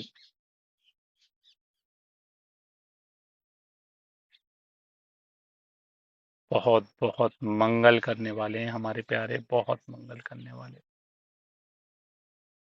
लेकिन आश्रित होना ही सबसे बड़ा, सबसे बड़ी जो कठिन तपस्या है, वो आश्रित होना ही है। आश्रित होना ही तो संभव नहीं हो पाता, आश्रित होना ही तो सहज नहीं हो पाता। हम वाणी से तो बहुत कह सकते हैं कि हम प्रिया प्रीतम के हैं, हम गुरुदेव के हैं, हम श्री जी के हैं। लेकिन जब वो फिर परीक्षा का विधान करते हैं तो वहां हम संसार के हो जाते हैं, हम संसार के साथ में खड़े हो जाते हैं। यही देखने वाला विषय है, यही सोचने वाला विषय है। अगर हम ये सब बात दृढ़ता से, हम अगर इस बात को स्वीकार कर लें, तो सच बता रहे हैं, अरे प्रभु से ज्यादा प्रेम करने वाला कोई, हम किनका मात्र भी नहीं है, हम तिनका मात्र भी नहीं है प्रभु के प्रेम के सामने। जितना प्रभु हमसे प्रेम करते हैं ना, उसके सापेक्ष हम कुछ भी नहीं है, कुछ भी नहीं है। एक बार अनुभव करके देखिए प्रभु के प्रेम का, तो परम आनंद, परम आनंद, परम आनंद। अनन्यता को अपने हृदय में स्वीकार कीजिए कि मेरे तो गिरधर गोपाल, दूसरो न कोई।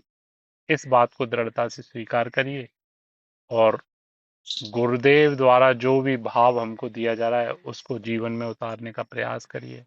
नाम मंत्र का दृढ़ता पूर्वक आश्रय लीजिए। देखिए एक बात खूब अच्छे से समझ लीजिएगा, ये सत्संग, गुरुदेव की वाणी, स्वाध्याय, कुछ भी सेवा, वाणी जी, कुछ भी हमको आनंद तब तक नहीं दे पाएगी जब तक हमारा मन स्थिर नहीं होगा। और मन स्थिर होगा केवल नाम जप से, निरंतर नाम जप से, निरंतर मंत्र से। कल का कल का एक एकांतिक हमने, कल का ही एकांतिक था यमुना कुंज का, वहां का, यमुना पुलिन का। तो गुरुदेव उसमें पूछा है ना एक साधक ने कि गुरुदेव से प्रियता कैसे बढ़े, गुरुदेव से प्रेम कैसे हो। तो गुरुदेव वहां पे बता रहे हैं, गुरुदेव प्रदत्त मंत्र का निरंतर रटन करने से। गुरुदेव ने जो नाम मंत्र दिया है, जितने भी जन हमसे पूछें या जिनके हृदय में ये प्रश्न हो कि गुरुदेव से प्रेम कैसे हो, गुरुदेव प्रदत्त नाम मंत्र का निरंतर रटन कीजिए। हम अनेक बार आपसे कहें कि हर समय गुरुदेव दिया के द्वारा दिया हुआ नाम मंत्र निरंतर, तो उसी की वजह से, उसी का ये परिणाम है, उसी की कृपा है कि आपको अनुभव में आता है कि निरंतर जो है हमारी गुरुदेव के प्रति जो आपको प्रियता निष्ठा जो अनुभव में आती है ना। देखिए, आज हमने एक भाव सुबह साझा किया था आपसे हृदय का, उसको और हम थोड़ा सा स्पष्ट करना चाहते हैं। आज आप अनेक जन को इस अधम से आनंद की अनुभूति हो रही है, भाव पुष्ट हो रहा है, प्रेम बढ़ रहा है, गुरुदेव में निष्ठा, प्रिया प्रीतम के लिए प्रियता, मार्ग सुगम हो रहा है, जो भी अनुभूतियां आपको हो रही हैं, हम आपको सच बताएं, हमारा कुछ नहीं है, हमारे पास कुछ भी नहीं है आपको देने के लिए। हम तो कबाड़ थे, कबाड़ हैं, कबाड़ ही रहेंगे। केवल गुरु कृपा सब कुछ बुलवा रही है, गुरु कृपा ही करवा रही है।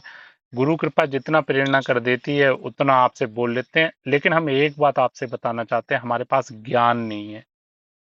हमारे पास ज्ञान नाम की वस्तु नहीं है कि कोई हमसे ये जानना चाहे कि ऐसा ऐसा ऐसा कैसे, ऐसा कैसे, ऐसा कैसे। नहीं, आप भी जो प्रश्न करते हैं वो गुरुदेव केवल प्रेरणा करके, गुरुदेव के वाणी से जो कुछ सुना है वो यहाँ पे अंकित हो गया है, वो ही आपको बता देते हैं। लेकिन ज्ञान नाम की चीज हमारे पास में नहीं है। हमारे पास है देने को तो केवल भाव। भाव, भाव का मतलब ये है, हम आज दृढ़ता के साथ ये कह सकते हैं कि आज हम कुछ भी नहीं करते हैं, कुछ भी नहीं करते हैं, लेकिन हमारे पास केवल भाव है, हमारे पास निष्ठा है, हमारे पास विश्वास है। तो इसीलिए गुरुदेव आज हमको वो अनुभव करा रहे हैं जो बहुत दुर्लभ, बहुत दुर्लभ। लेकिन अब वो अनुभव की बात जब आ रही है ना, तो अनुभव में हो सकता है आप में से किसी जन को ये लगने लगे कि वो अनुभव दिव्य अनुभव होंगे, वो अनुभव शायद कुछ दिव्यता, कुछ सिद्धावस्था के अनुभव, कुछ जो है विशिष्ट अनुभव कुछ होंगे। तो हम हाथ जोड़ के आपको सत्य सत्य अपने हृदय की बात बताते हैं, हमारे पास सो बताने के लिए कुछ भी नहीं है। कोई हमसे पूछने लगे कि प्रिया प्रीतम का स्वरूप, नहीं जानते, हमने कभी नहीं देखा। कौन प्रिया प्रीतम? इन नेत्रों में यहाँ पे कभी नहीं झलके वो। हमसे कोई कहने लगे निकुंज, नहीं जानते। क्या है निकुंज, कैसा है, क्या उसकी, नहीं हमको पता। सहचरी, नहीं जानते। हम कुछ नहीं है इनमें, हम कहीं नहीं है। हम केवल इतना जानते हैं कि मैं गुरुदेव का हूँ। मैं केवल इतना जानता हूँ कि मैं गुरुदेव का हूँ। देखिए, हमने पूर्व में कहा था, एक कंगाल व्यक्ति जिसने जीवन भर केवल केवल दर दर की ठोकरें खाई हों, दो टाइम का भोजन भी कभी उसको ना मिला हो सहजता से, सूखी रोटी के लिए भी वो मारा मारा फिरा हो, ना पहनने के लिए कपड़े हो, ना रहने के लिए मकान हो, कोई भी उसके पास सुविधा नाम की कोई चीज नहीं, केवल केवल एक भिखारी का जीवन। कल्पना करके देखिए। और उस भिखारी को अहेतु की कृपा से, अकारण, बिना किसी संबंध के कोई आके कुबेर का खजाना दे दे। कुबेर का खजाना क्या है? कुबेर का खजाना कल्पना भी नहीं कर सकते हम कि कुबेर का खजाना क्या है। तो उस कंगाल व्यक्ति को, उस भिखारी व्यक्ति को कुबेर का खजाना दे दिया। अब क्या पाना बाकी रह गया उसको? जिसने केवल गालियां खाई हों, जिसने दर दर की ठोकरें खाई हों, जिसने कभी भोजन होता क्या है ये कभी ना जाना हो, जिसने कभी वस्त्र होते क्या है ये ना जाना हो, जिसने कभी घर क्या होता है ये ना जाना हो, सड़क पे फुटपाथ पे रहने वाला, दर दर की ठोकरें खाने वाला, उसको कुबेर का खजाना मिल गया। तो अब उसको क्या पाना बाकी रहा? मतलब कैसे वो, आप ये बताओ, वो क्या पाने की इच्छा करे? हो सकता है उसको और भी आगे जो जो करुणा निधान, जिन्होंने उस भिखारी पे कृपा करके ये जो कुबेर का खजाना दिया, वो उसके उनके पास अभी बहुत कुछ है और देने को। कुबेर का खजाना तो बहुत तुच्छ है, लेकिन उसकी जो स्थिति रही है उसके हिसाब से वो और क्या चाहेगा।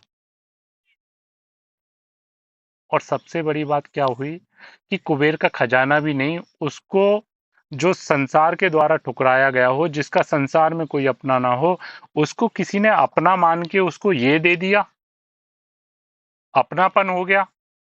इससे ज्यादा और क्या चाहिए उसको? नहीं चाहिए अब कुछ भी, अब कुछ नहीं चाहिए। तो हम आपको बताएं, वो कंगाल हम हैं, वो भिखारी हम हैं, और मेरे गुरुदेव वो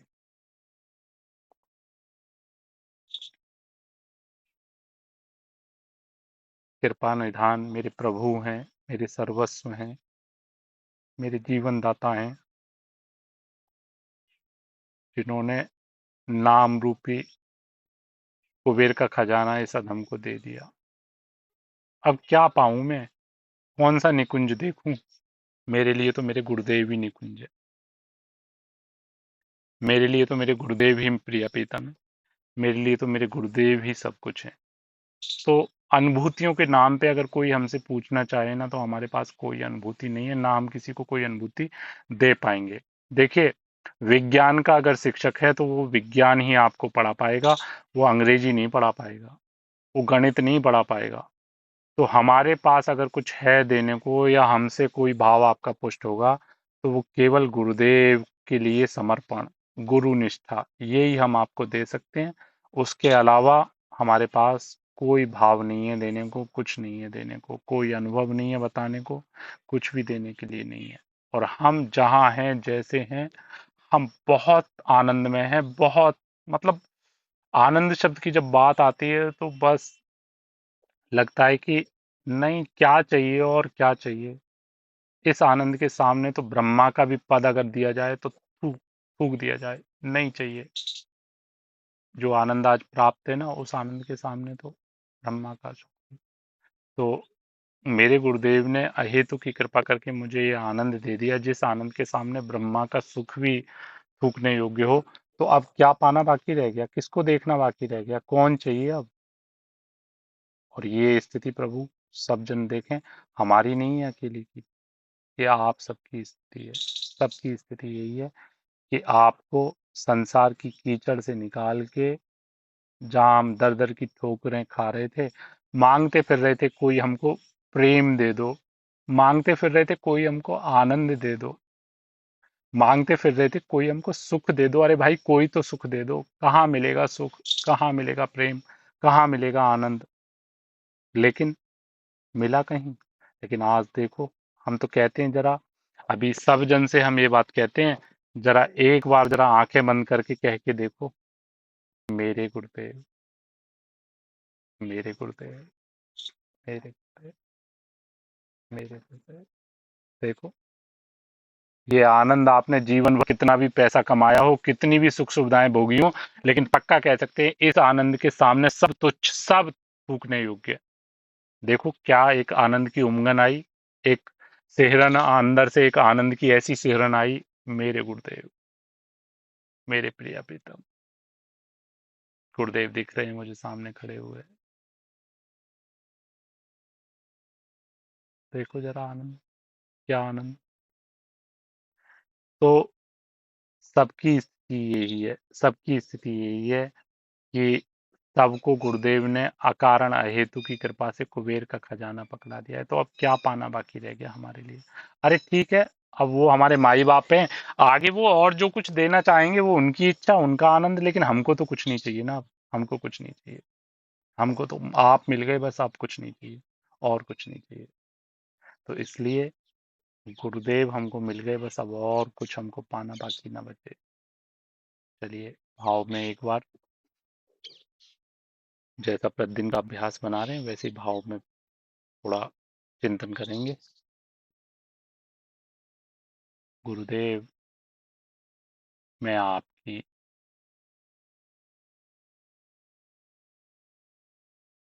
हे मेरे प्राण प्रिय सदगुरुदेव भगवान, मेरे जीवन सर्वस्व,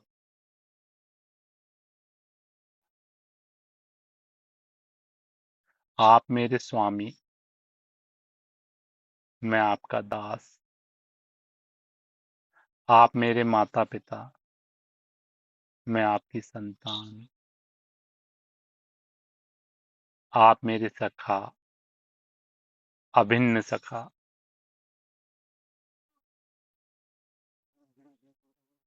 आप मेरे भाई बहन, सब कुछ आप ही आप। आपके अतिरिक्त अब इस संसार में मेरा कोई नहीं, कोई भी नहीं। सतगुरुदेव भगवान, मैं आपकी हूँ। सतगुरुदेव भगवान, मैं आपकी हूँ। मैं केवल आपकी हूँ।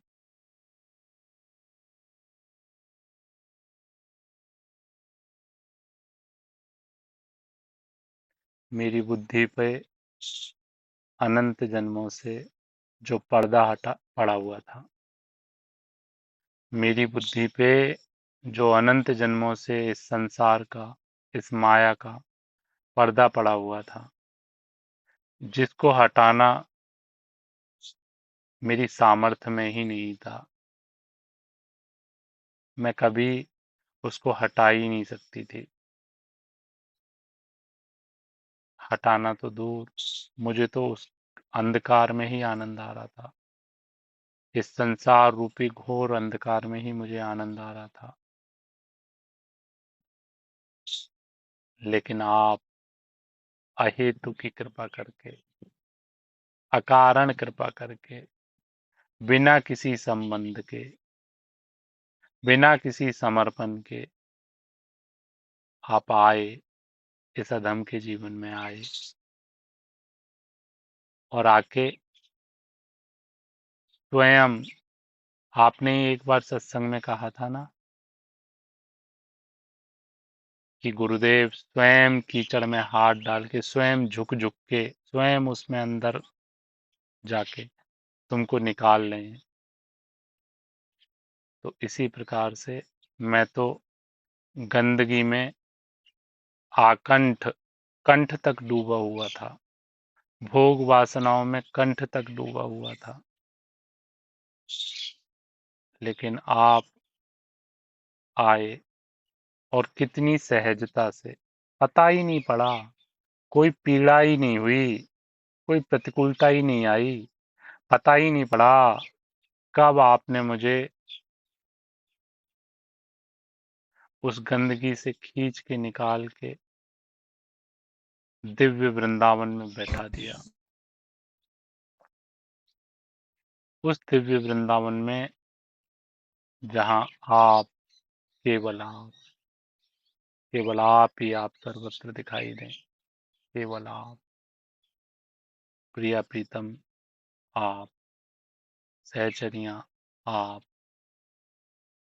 राधा वल्लभ लाल आप, हे सजनीजू आप, सब कुछ आप ही आप हैं गुरुदेव, सब कुछ आप ही आप हैं। आपके सिवा कुछ दिखाई ही ना दे, आपके सिवा कुछ सुनाई ही ना दे,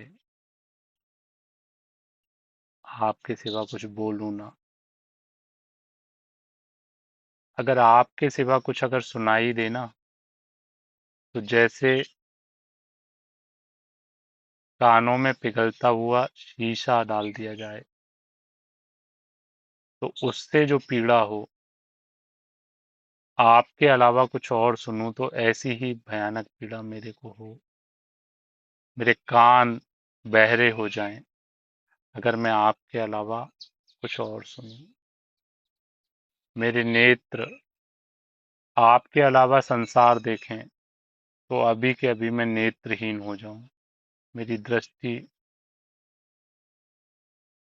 नष्ट हो जाए, मेरी जिह्वा कट जाए अगर मैं आपके अलावा कुछ और बोलूं। मेरे गुरुदेव, मेरे गुरुदेव, मेरे गुरुदेव। गुरुदेव, मैं आपकी। गुरुदेव, इस अखिल विश्व ब्रह्मांड में आप जैसा प्यार करने वाला इस अधम को आप जैसा प्यार करने वाला कोई अन्य नहीं है, कोई अन्य नहीं है। केवल आप ही इस अधम को अकारण अहेतु की कृपा करके इतना दुलार कर रहे हैं। ये अधम, ये दुष्ट, ये नीच, ये पामर बार बार आपसे प्रतिकूल होके, विमुख होके, संसार में विष्ठा पाने के लिए, संसार के मल मूत्र के द्वारों में ही सुख पाने के लिए बार बार भागता है। लेकिन आप बांधे हुए हो, मुझे कस के पकड़े हुए हो। मैं छूटना चाहता हूँ, लेकिन आप मुझे ऐसे कस के पकड़े हुए हो कि नहीं, बहुत हो चुकी तेरी दुर्गति, बहुत हो गई। लेकिन अब नहीं, अब नहीं, अब तो तू आ जा, मत भाग, मत जा संसार में। वहां तेरी दुर्गति होती रही है और अब भी अगर तू नहीं माना तो तेरी दुर्गति होगी। इतना समझाने के बाद भी गुरुदेव, मैं निरंतर निरंतर कभी आपका पूर्ण समर्पित नहीं हुआ, निरंतर आपसे विमुख होने का प्रयास करता रहता हूँ।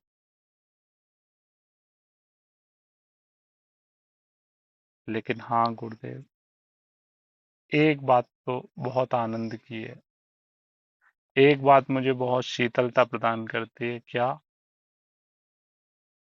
कि अब ये बात तो यहाँ अंकित हो चुकी है कि मैं जैसी भी हूँ, मैं जैसी भी हूँ, मैं इस संसार में सर्वश्रेष्ठ पतित हूँ, मैं इस संसार में सर्वश्रेष्ठ दुराचारी हूँ, मैं इस संसार में सर्वश्रेष्ठ व्यभिचारी हूँ। मैं अधमों में महाअधम, मैं पतितों में महापतित, मैं दुष्टों में महादुष्ट, मैं पापियों में महापापी, दुराचारी में महादुराचारी। लेकिन मैं हूँ आपकी, मैं जैसी भी हूँ मैं आपकी हूँ। गुरुदेव, मैं आपकी हूँ, केवल आपकी, आपकी। गुरुदेव, मैं आपकी हूँ।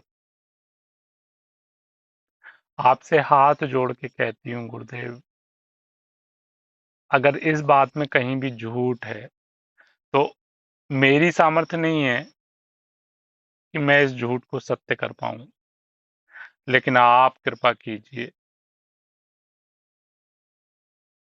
आप चाहें तो पल भर में सब कुछ कर सकते हैं। आप इस झूठ को सत्य में परिवर्तित कर दीजिए कि हाँ, तू मेरी है। देख, मैंने काट दिए सारे बंधन, काट दी तेरी सारी कामनाएं वासनाएं की जंजीरें। अब तू बस मेरी है, प्यारी, तू मेरी है, लाडली, तू मेरी है, केवल तू मेरी है। ऐसा कह के गुरुदेव, आप मुझे अपने हृदय से लगा लीजिए। बहुत जलाए हृदय, बहुत जलाए, बहुत जलन है इस हृदय में, संसार के भोगों की, संसार के विषयों की। अनंत जन्मों से बहुत पाप इकट्ठे किए हैं, उन पापों की जलन इस हृदय में पल पल मुझे जलाती रहती है। लेकिन अब बस आप एक बार मुझे अपने हृदय से लगा लीजिए और कह दीजिए कि तू मेरी है। हाँ प्यारी, तू मेरी है, तू मेरी है। बस गुरुदेव, और कुछ नहीं चाहिए, कुछ नहीं चाहिए गुरुदेव। बस कृपा करके इतना कह दीजिए ना कि हाँ प्यारी, तू मेरी है। मैं तो कह रही हूँ बार बार कि गुरुदेव, मैं आपकी हूँ, गुरुदेव, मैं आपकी हूँ। लेकिन एक कान तरस रहे हैं सुनने के लिए कि गुरुदेव आप कब कहोगे कि हाँ लाडली, तू मेरी है, हाँ प्यारी, तू मेरी है। कब आप ऐसा कहोगे? बस गुरुदेव, यही सुनने के लिए हृदय व्याकुल हो रहा है।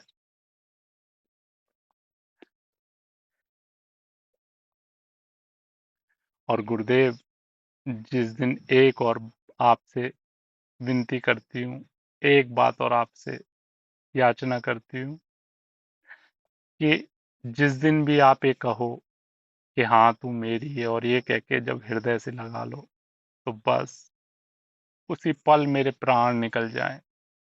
उसके बाद फिर कुछ और इस संसार में सुनने देखने लायक मुझे कुछ नहीं सुनना, कुछ नहीं देखना। बस ये सुनते ही मेरे प्राण निकल जाएं, मेरी वो श्वास अंतिम हो जाए कि मेरे गुरुदेव मेरे सामने खड़े हुए हैं, मुझे देख के मुस्कुरा रहे हैं,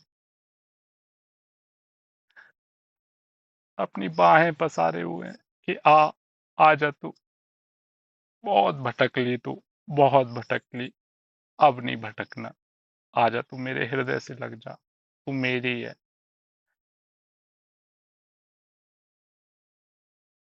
बस गुरुदेव, ये सुन के मैं दौड़ते हुए आपको अपने हृदय से, आपके हृदय में समा जाऊं, और वहीं बस उसके बाद मेरा कुछ बचे ही ना।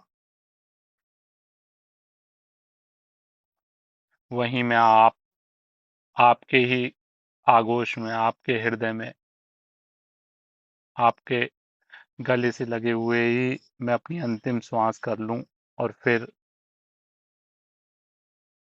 आपकी नित्य सेवा में मैं आ जाऊं। ऐसी मेरे पे कृपा कीजिए गुरुदेव, कृपा कीजिए। हम आप सभी से कहते हैं कि ये जो भाव अभी आप सुन रहे हैं ना, पक्का बता रहे हैं, पक्का एकांत में बैठ के 5 मिनट 10 मिनट अपने गुरुदेव से ऐसे बात तो करके देखिए। गुरुदेव को सामने रखिए, छवि रखिए, मोबाइल में गुरुदेव की छवि देखिए, या मानस पटल पे जो गुरुदेव की छवि अंकित है, उसको देखते हुए उनसे वार्ता कीजिए। हम सच बता रहे हैं आपको, अनुभव की बात बता रहे हैं। आपने अब तक जितनी भी साधना करी होगी, जो भी आपकी सेवाएं रही होंगी, उसमें वो आनंद आपको नहीं प्राप्त होगा जो इस भाव में आपको प्राप्त होगा।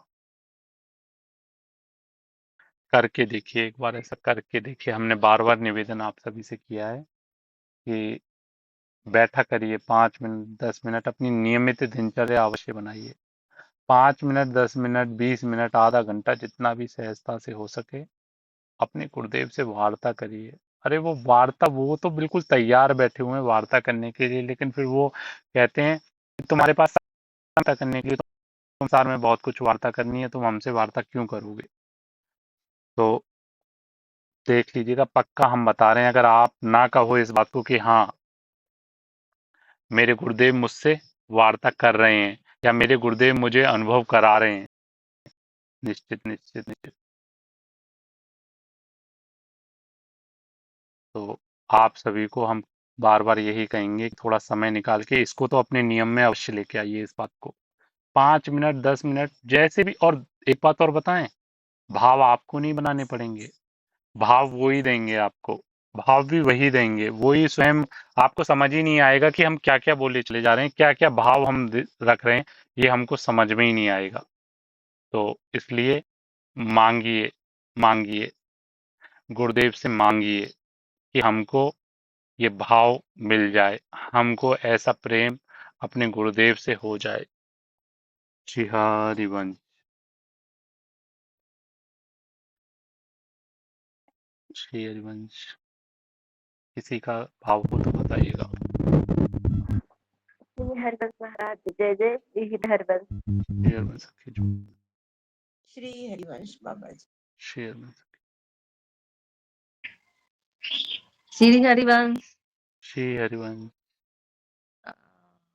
भाव तो बहुत बढ़िया आ रहा है गुरुदेव का। और एक में ऐसा वो पद है सरस किशोरी वाला, वो सुनाना चाह रही हूँ। जैसे तो मेरी कोई खास नहीं है, फिर भी थोड़ा तो आता है, तो थोड़ा। बिल्कुल बिल्कुल बिल्कुल। हाँ, बाकी तो ज्यादा उसमें त्रुटि भी हो सकती है, पर गुरुदेव संभाल लेंगे। सरस किशोरी बयस की थोड़ी, रति रस भोरी, कीजे कृपा की को श्री राधे कीजे कृपा की को साधन दीन हीन मैं राधे साधन दीन हीन मैं राधे तुम करुणामयी प्रेम अगाधे तुम करुणामयी प्रेम अगाधे काके द्वारे जाए पुकारे कौन निहारे दीन दुखी की ओर श्री राधे कीजे कृपा की कोर सरस किशोरी बयस की तोरी राति रस भोरी कीजे कृपा की को करत अघन नाही नेक अघान करत अघन नाही नेक अघान भजन करन में मन नाला आऊं करे वाला जोड़ी लखी मम ओरी तुम बिन कौन सुधारे मोरी दौड़ श्री राधे कीजे कृपा की कोर सरस किशोरी बयस की थोड़ी राति रस भोरी कीजे कृपा की को गोपी प्रेम की भिक्षा दीजय गोपी प्रेम की भिक्षा दीजय कैसहु करी मोहे अपनों कर लीजय कैसहु करी मोहे अपनों कर लीजय दिवस बितावत तुम गुण गावत दिवस बितावत तुम गुण गावत दीर्घ बरस आवते ओम में प्रेम विभोर श्री राधे कीजे कृपा की कोर श्री राधे कीजे कृपा की कोर सरस किशोरी बयस की थोड़ी राति रस भोरी कीजे कृपा की कोर श्री राधे कीजे कृपा की को श्री राधे कीजे कृपा की को लाडली लाल की जय राधा वल्लभ लाल श्री हित हरिवंश की जय बहुत आनंद सदगुरु बहुत आनंद बहुत सदगुरुदेव भगवान की जय जय जय जय जय श्री जय राधे जय राधे राधे बहुत आनंद, बहुत भाव में। ये भाव मेरा बहुत दिन से था, मैं सुनाना चाह रही थी। और ये मैं रोज शाम को करती हूँ, भजन करती हूँ, याद करती हूँ। और मेरे को ये जब भी मैं भजन ये पद गाने लगती हूँ, तो मुझे गुरुदेव के चरण ही खाली दिखता है। बहुत कृपा है। अरे गुरुदेव के चरण दिख गए, फिर अब और क्या बाकी रहा दिखना? आप ही बताओ ना, हाँ, क्या बाकी रहा? ये पद मुझे बहुत बहुत पहले से भी करती थी, आपसे जुड़ने से पहले भी रोज शाम को आपको बताई भी थी। और अब ये आज मेरे को कितने 4-5 दिन से ऐसे आ रहा था कि ये सुनाऊं, ये सुनाऊं है। आज मैंने सुना दिया। बहुत सुंदर, बहुत कहीं अच्छा भाव। कुछ इसमें त्रुटि होगा तो मुझे बताइए कि हाँ यहाँ भाव आपसे भाव में कभी त्रुटि नहीं होती, भाव में त्रुटि नहीं होती। हाँ, तो इसका भाव मुझे बहुत होता है। हाँ, और गुरुदेव का चरण ही दिखता है, बाकी तो बहुत बहुत सुंदर, बहुत सुंदर। श्री श्री हरिवंश। हरिवंश, श्री हरिवंश, श्री हरिवंश प्रभु जी। श्री हरिवंश। जय जय जय जय श्री हरिवंश, श्री हरिवंश। क्या बताए, ऐसी स्थिति कर दी है ना, तो बोलते हैं ना, बीते हुए दिन भी याद नहीं रह रहे अभी। ये शरीर, थोड़ा सा अनुभव बताएंगे पहले तो।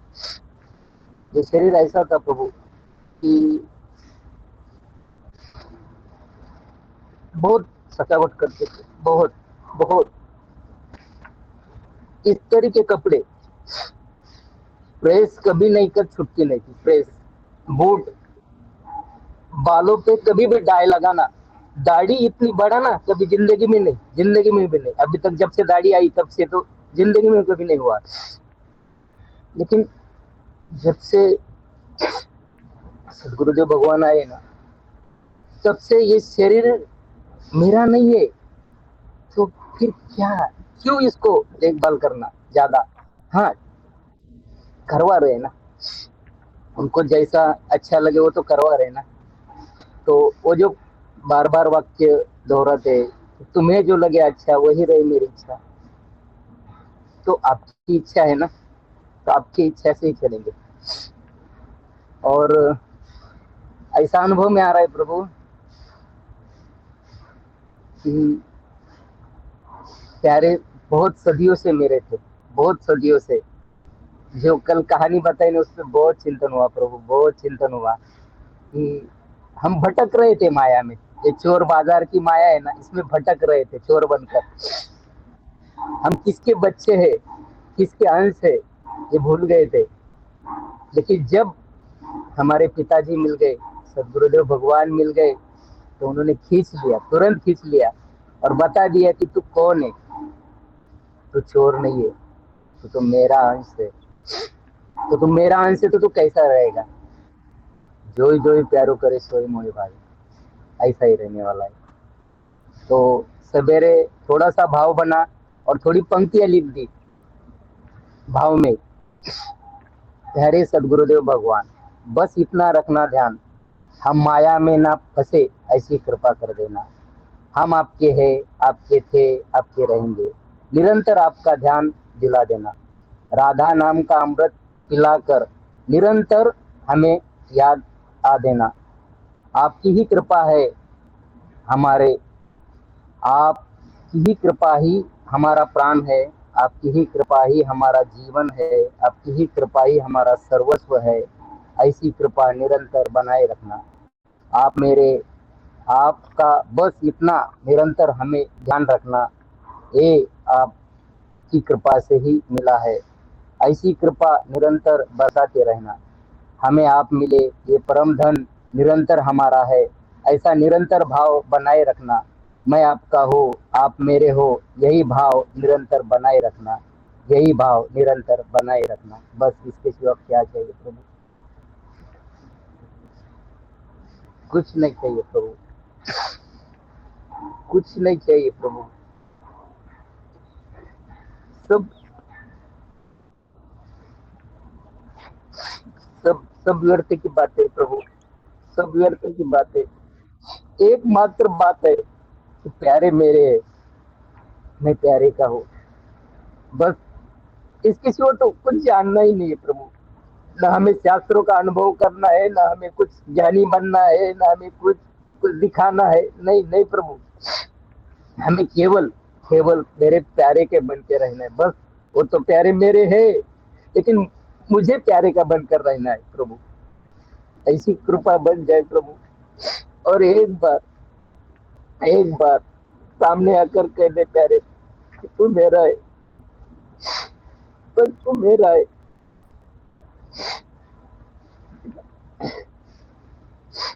किसी को कुछ नहीं चाहिए प्रभु। प्रभु हमें अपने पे तो विश्वास कभी हो ही नहीं सकता, क्योंकि हम तो संसार के अधम निकृष्ट जीव है ना, तो हमें तो अपने ऊपर कभी विश्वास हो ही नहीं सकता। लेकिन इसके लिए तो कह रहे हैं प्रभु। हमें अपने प्यारे की करुणा पे जरूर विश्वास है कि वो निश्चित एक दिन, देखना, ये नेत्र बंद होने से पहले उन्होंने ही भाव दिया है, उन्होंने ये निष्ठा दी है, उन्होंने ही ये मार्ग दिया है, तो निश्चित वो नेत्र बंद होने से पहले वो, हम पक्का कह रहे हैं, हम विश्वास के साथ में कह रहे हैं, आज जो भाव स्थिति उन्होंने दी है ना, और जो स्वरूप वो अनुभव करा रहे हैं, हम पक्का कह रहे हैं नेत्र बंद होने से पहले वो जरूर अपनी बाहें खोले आपको अपने आगोश में लेते हुए दिखाई देंगे। निश्चित निश्चित यही वो कहते हैं निश्चित प्रभु, यही कहते हैं। वो निश्चित और आपको यही अपनी कहते हैं बाहों में प्रभु। लेके कहेंगे कि हाँ तू मेरा है, आजा, तू बहुत सबका हो लिया, आजा अब तू मेरा ही है। नहीं नहीं, जिस दिन ये कह दे ना प्रभु, बस उस दिन ये शरीर खत्म हो जाए प्रभु। बस यही यही प्रार्थना करते हैं प्रभु, क्योंकि नहीं फंसना इस व्यर्थ की बातों में, नहीं फंसना। और बहुत फंसाती है माया, ये बहुत फंसाती है। लेकिन मेरे प्यारे एकदम प्यार से खींच लेते। अगर वो नहीं रहेंगे ना प्रभु, बहुत गंदी नाले के कीड़े हैं हम, बहुत गंदे नाले के। हमें नरकड़ी करना पसंद है, तो बोलते हैं ना, इतना भी अच्छा रहेंगे भगवान हमारे सामने, लेकिन पसंद नहीं हमें। हम गंदा ही पसंद करते हैं प्रभु। लेकिन मेरे प्यारे बताते ये सही है, ये गलत है, क्या कैसा है, ये सब बताते। वो नहीं होते तो बहुत बुराई में फंसे थे प्रभु, बहुत बुराई में फंसे थे। और अभी भी फंसे, लेकिन वो जब तक साथ में है ना, वो तो अभी नहीं छोड़ने वाले। ये तो अंदर से इतना विश्वास है ना, जो नहीं छोड़ने वाले। सदगुरुदेव भगवान की श्रीमुख वाणी से भी सुना है, जब तक गुरुदेव भगवान प्यार नहीं करते, तब तक प्यार तो उनके ऊपर आ ही नहीं सकता।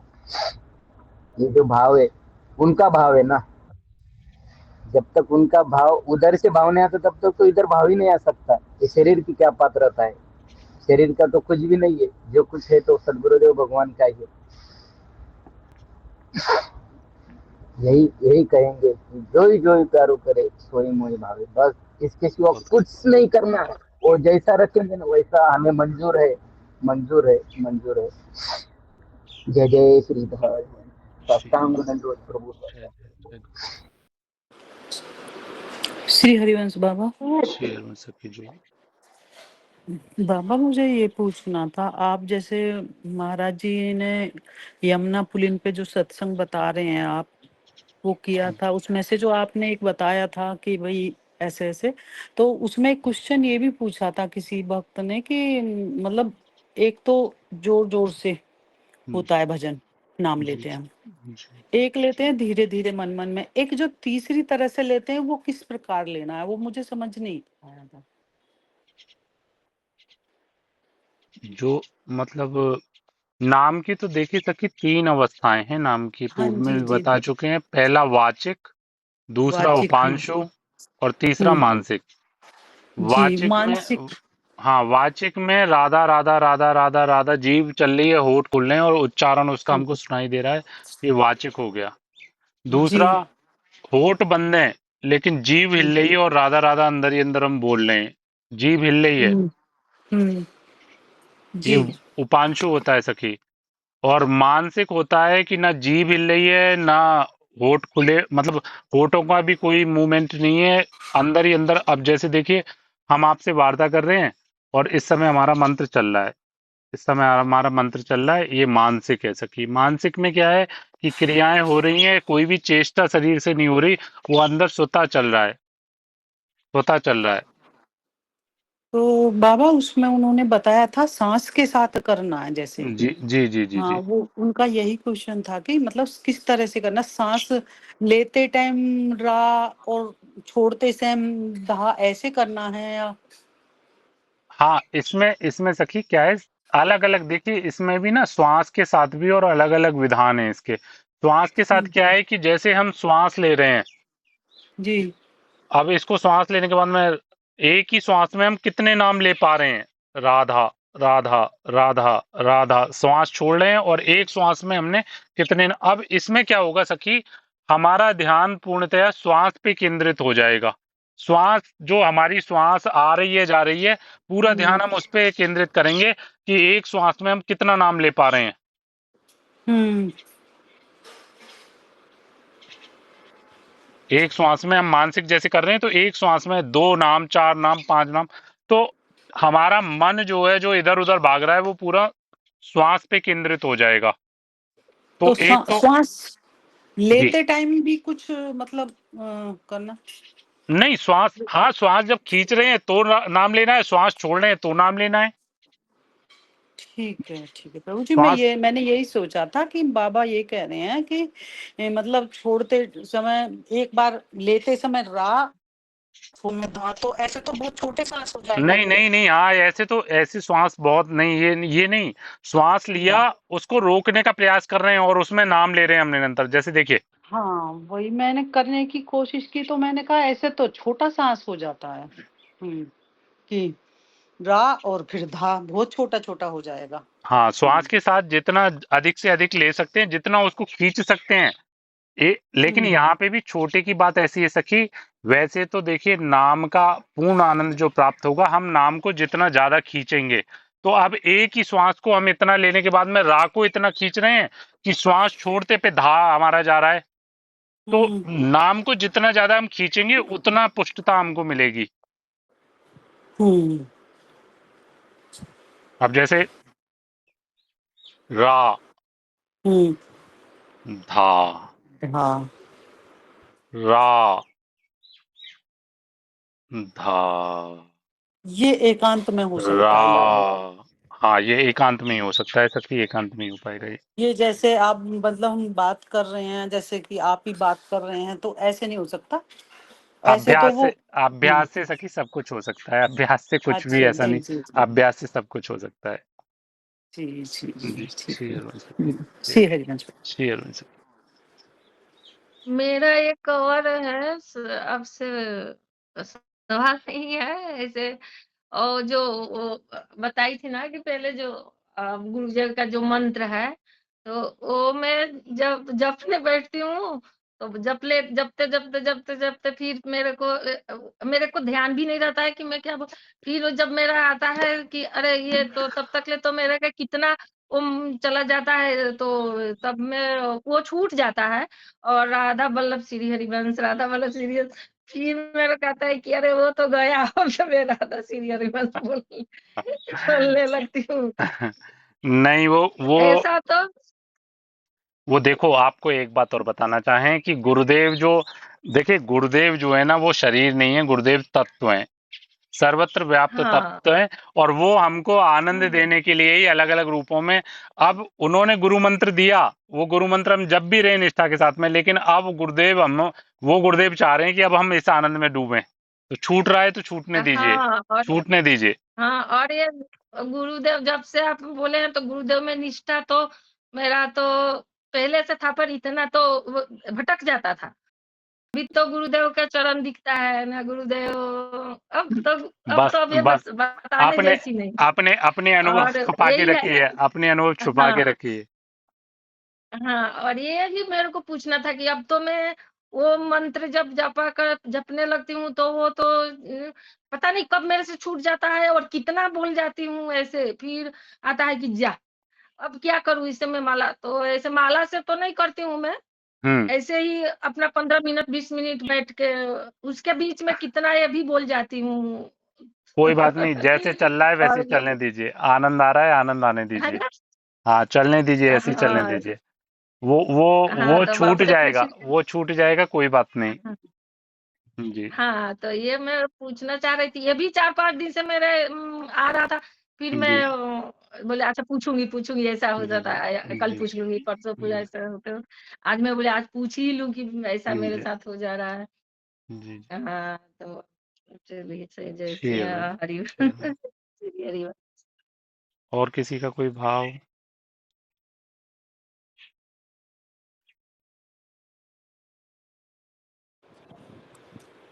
श्री हरिवंश बाबा। श्री अरविंद सखी। इतनो मांगो और या बिनु, कछु न मांगो लाडली। इतनो मांगो और या बिनु, कछु न मांगो लाडली। तेरी मृदु मुस्कान देखत, प्राण त्यागो लाडली। तेरी मृदु मुस्कान देखत, प्राण त्यागो लाडली। इतनो मांगो और या बिनु, कछु न मांगो लाडली। प्रेम की तपिताप पाहन, ही पिघले गो कभू। प्रेम की तपिताप पाहन, ही पिघले गो कभू। बनी महावर कौन विदितो, पाँव लागो लाडली। बन महावर कौन विदितो, पाँव लागो लाडली। इतनो मांगो और या बिन, कछु न मांगो लाडली। 4 दिन व्याकुल भटकती, तो ही बन ढूंढत फिरूं। 4 दिन व्याकुल भटकती, तो ही बन ढूंढत फिरूं। एक क्षण धरि शीश पग पे, प्राण त्यागो लाडली। इतनो मांगो और या बिन, कछु न मांगो लाडली। तेरी मृदु मुस्कान देखत, प्राण त्यागो लाडली। हाय बीते जन्म कितने, तू ही न देखो आज लो। हाय बीते जन्म कितने, तू ही न देखो आज लो। आयु यह पुनि ढर चली, कब सोई जागो लाडली। इतनो मांगो और या बिन, कछु न मांगो लाडली, तेरी मृदु मुस्कान देखत प्राण त्यागो लाडली, तेरी मृदु मुस्कान देखत प्राण त्यागो लाडली।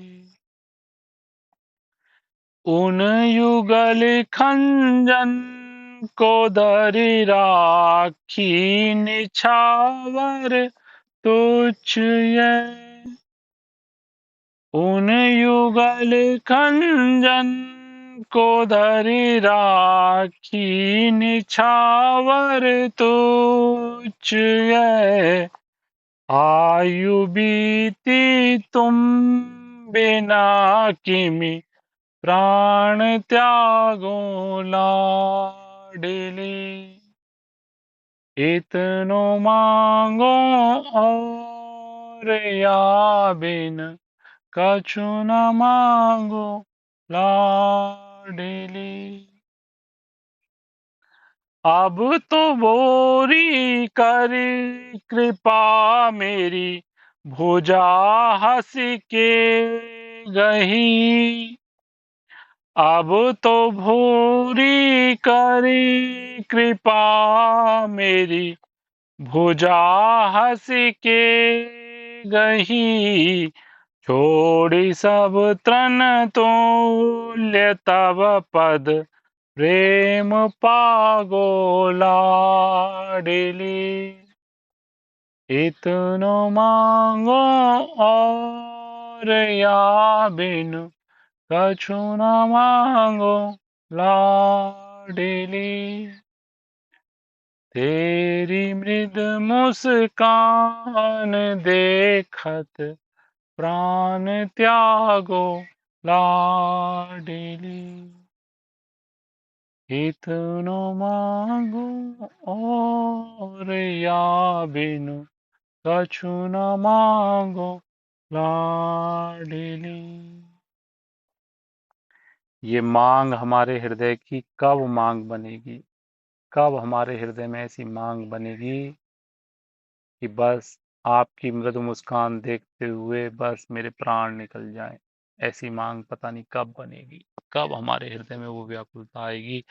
लेकिन वो व्याकुलता आएगी केवल कृपा से ही, केवल याचना से, केवल मांगने से, हमारे प्रयास से नहीं आएगी, हमारे किसी भी प्रयास से नहीं आएगी। बस रो रो के भर नेत्र हम उनको कहें कि दे दीजिए हमको, दे दीजिए बस, केवल श्री हरिवंश बाबा, श्री आपके हरिवंश। चरणों में कोटि कोटि प्रणाम। पापा वो क्या है कि मैं हितभावसी में ग्रुप में हूँ, तो आपने दूसरा ग्रुप बनाया, मुझे उसमें जोड़ लीजिए, क्योंकि क्या है वो लिंक वगैरह कभी थोड़ा लेट हो जाता है ना, जी तो मैं जी ज्वाइन जी नहीं कर पाती हूँ, जी तो सखी, इससे जी। आपका नंबर आपके पास हमारा नंबर है ना? नहीं है बाबा मेरे पास, हाँ मेरे पास तो नहीं है बाबा। हाँ, तो एक बार मैसेज कर दीजिएगा हमको। 70 788 एक मिनट बाबा, है ना?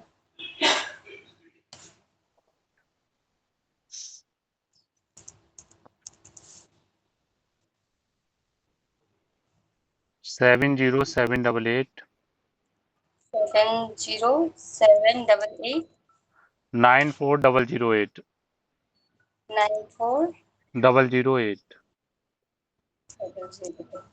इस पे जी एक बाबा। बार इस पे एक बार शेयर बेंच कर दीजिएगा सखी। अच्छा ठीक है बाबा, जी धन्यवाद जी बाबा। सखी, शेयर क्या बेंच, है मैं शेयर। थोड़ा लेट हो जाता है ना बाबा, जी तो मैं जी, ज्वाइन नहीं कर पाती हूँ आगे। कोई बात नहीं, कोई बात नहीं सखी, कोई बात नहीं। ठीक है, शेयर वंश, श्री हरिवंश बाबा। श्री हरिवंश गुरु जी। शेयर शेयर और और ये जो आप अभी जो पद गाए, अगर हम्म, हो सके तो मुझे हाँ भेजिएगा। ठीक है, ठीक है, ठीक है, ठीक है, हाँ, ठीक है। जैसे सरस्वती किशोरी का गाती हूँ, वैसे जी ये भी मुझे लग रहा है हृदय में एकदम उतरते जा रहा है। ठीक है, चलिए ठीक है। हाँ, तो इसको थोड़ा कृपा करके भेजिएगा। जी, शेयर वंश, श्री हरिवंश गुरु। शेयर वंश, शेयर वंश। श्री हरिवंश गुरुदेव महाराज जी। श्री हरिवंश लाली, श्री हरिवंश, श्री हरिवंश गुरुदेव जी। श्री हरिवंश सखी जो, श्री हरिवंश प्रभु जी। श्री हरिवंश, श्री हरिवंश गुरुदेव। श्री हरिवंश गुरुदेव भगवान। श्री श्री हरिवंश, हरिवंश गुरुदेव भगवान। श्री हरिवंश, जय जय श्री हरिवंश संत भगवान। श्री हरिवंश।